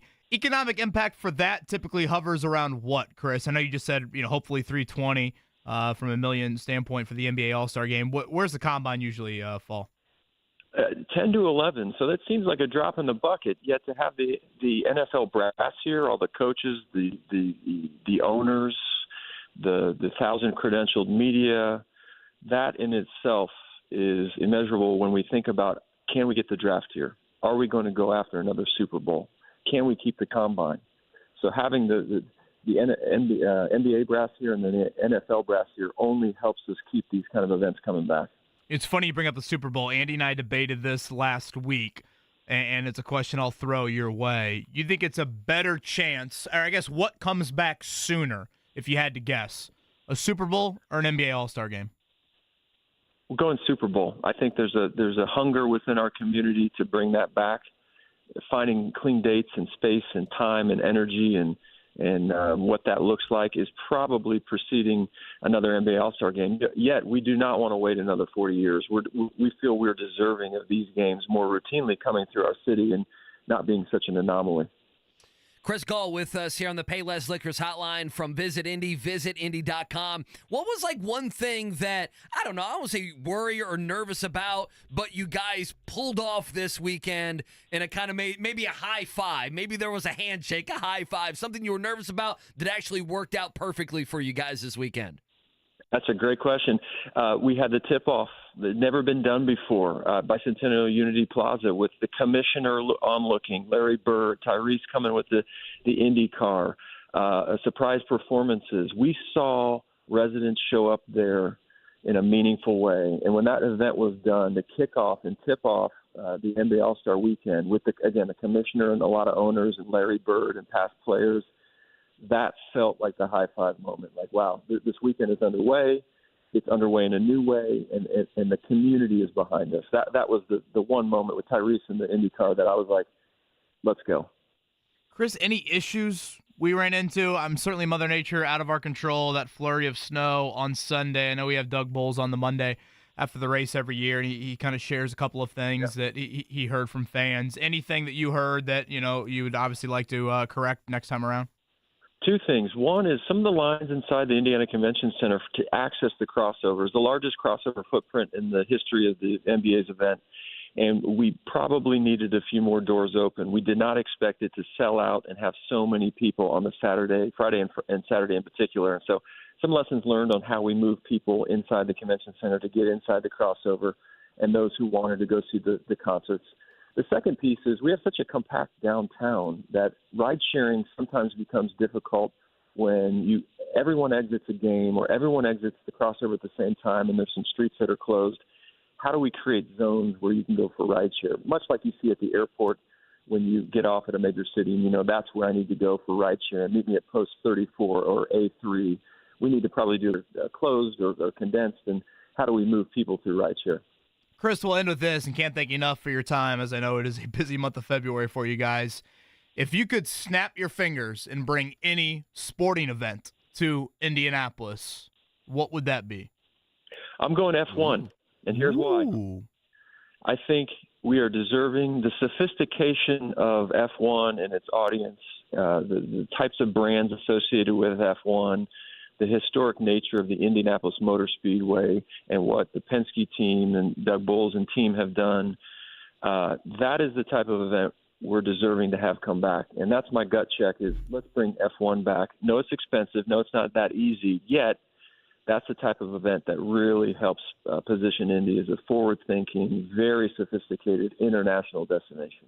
Interesting. Was it 06? Is that the last one? Scotty and I are trying to drum that up in studio here. Do you remember that year, Chris? 06, 07 was the last. You're right. I think it's 06 or 07. It gets a little foggy, but yeah, it's been a while. Chris, hell of a run. Thank you so much for everything. Again, Executive VP and Chief Marketing Officer, Chris Gahl with Visit Indy. Thank you, Chris. Thank you to Chris Gahl and Jeremiah Johnson. Everybody have a great Wednesday. We'll chat with you Thursday. Texting enrolls you in a recurring automated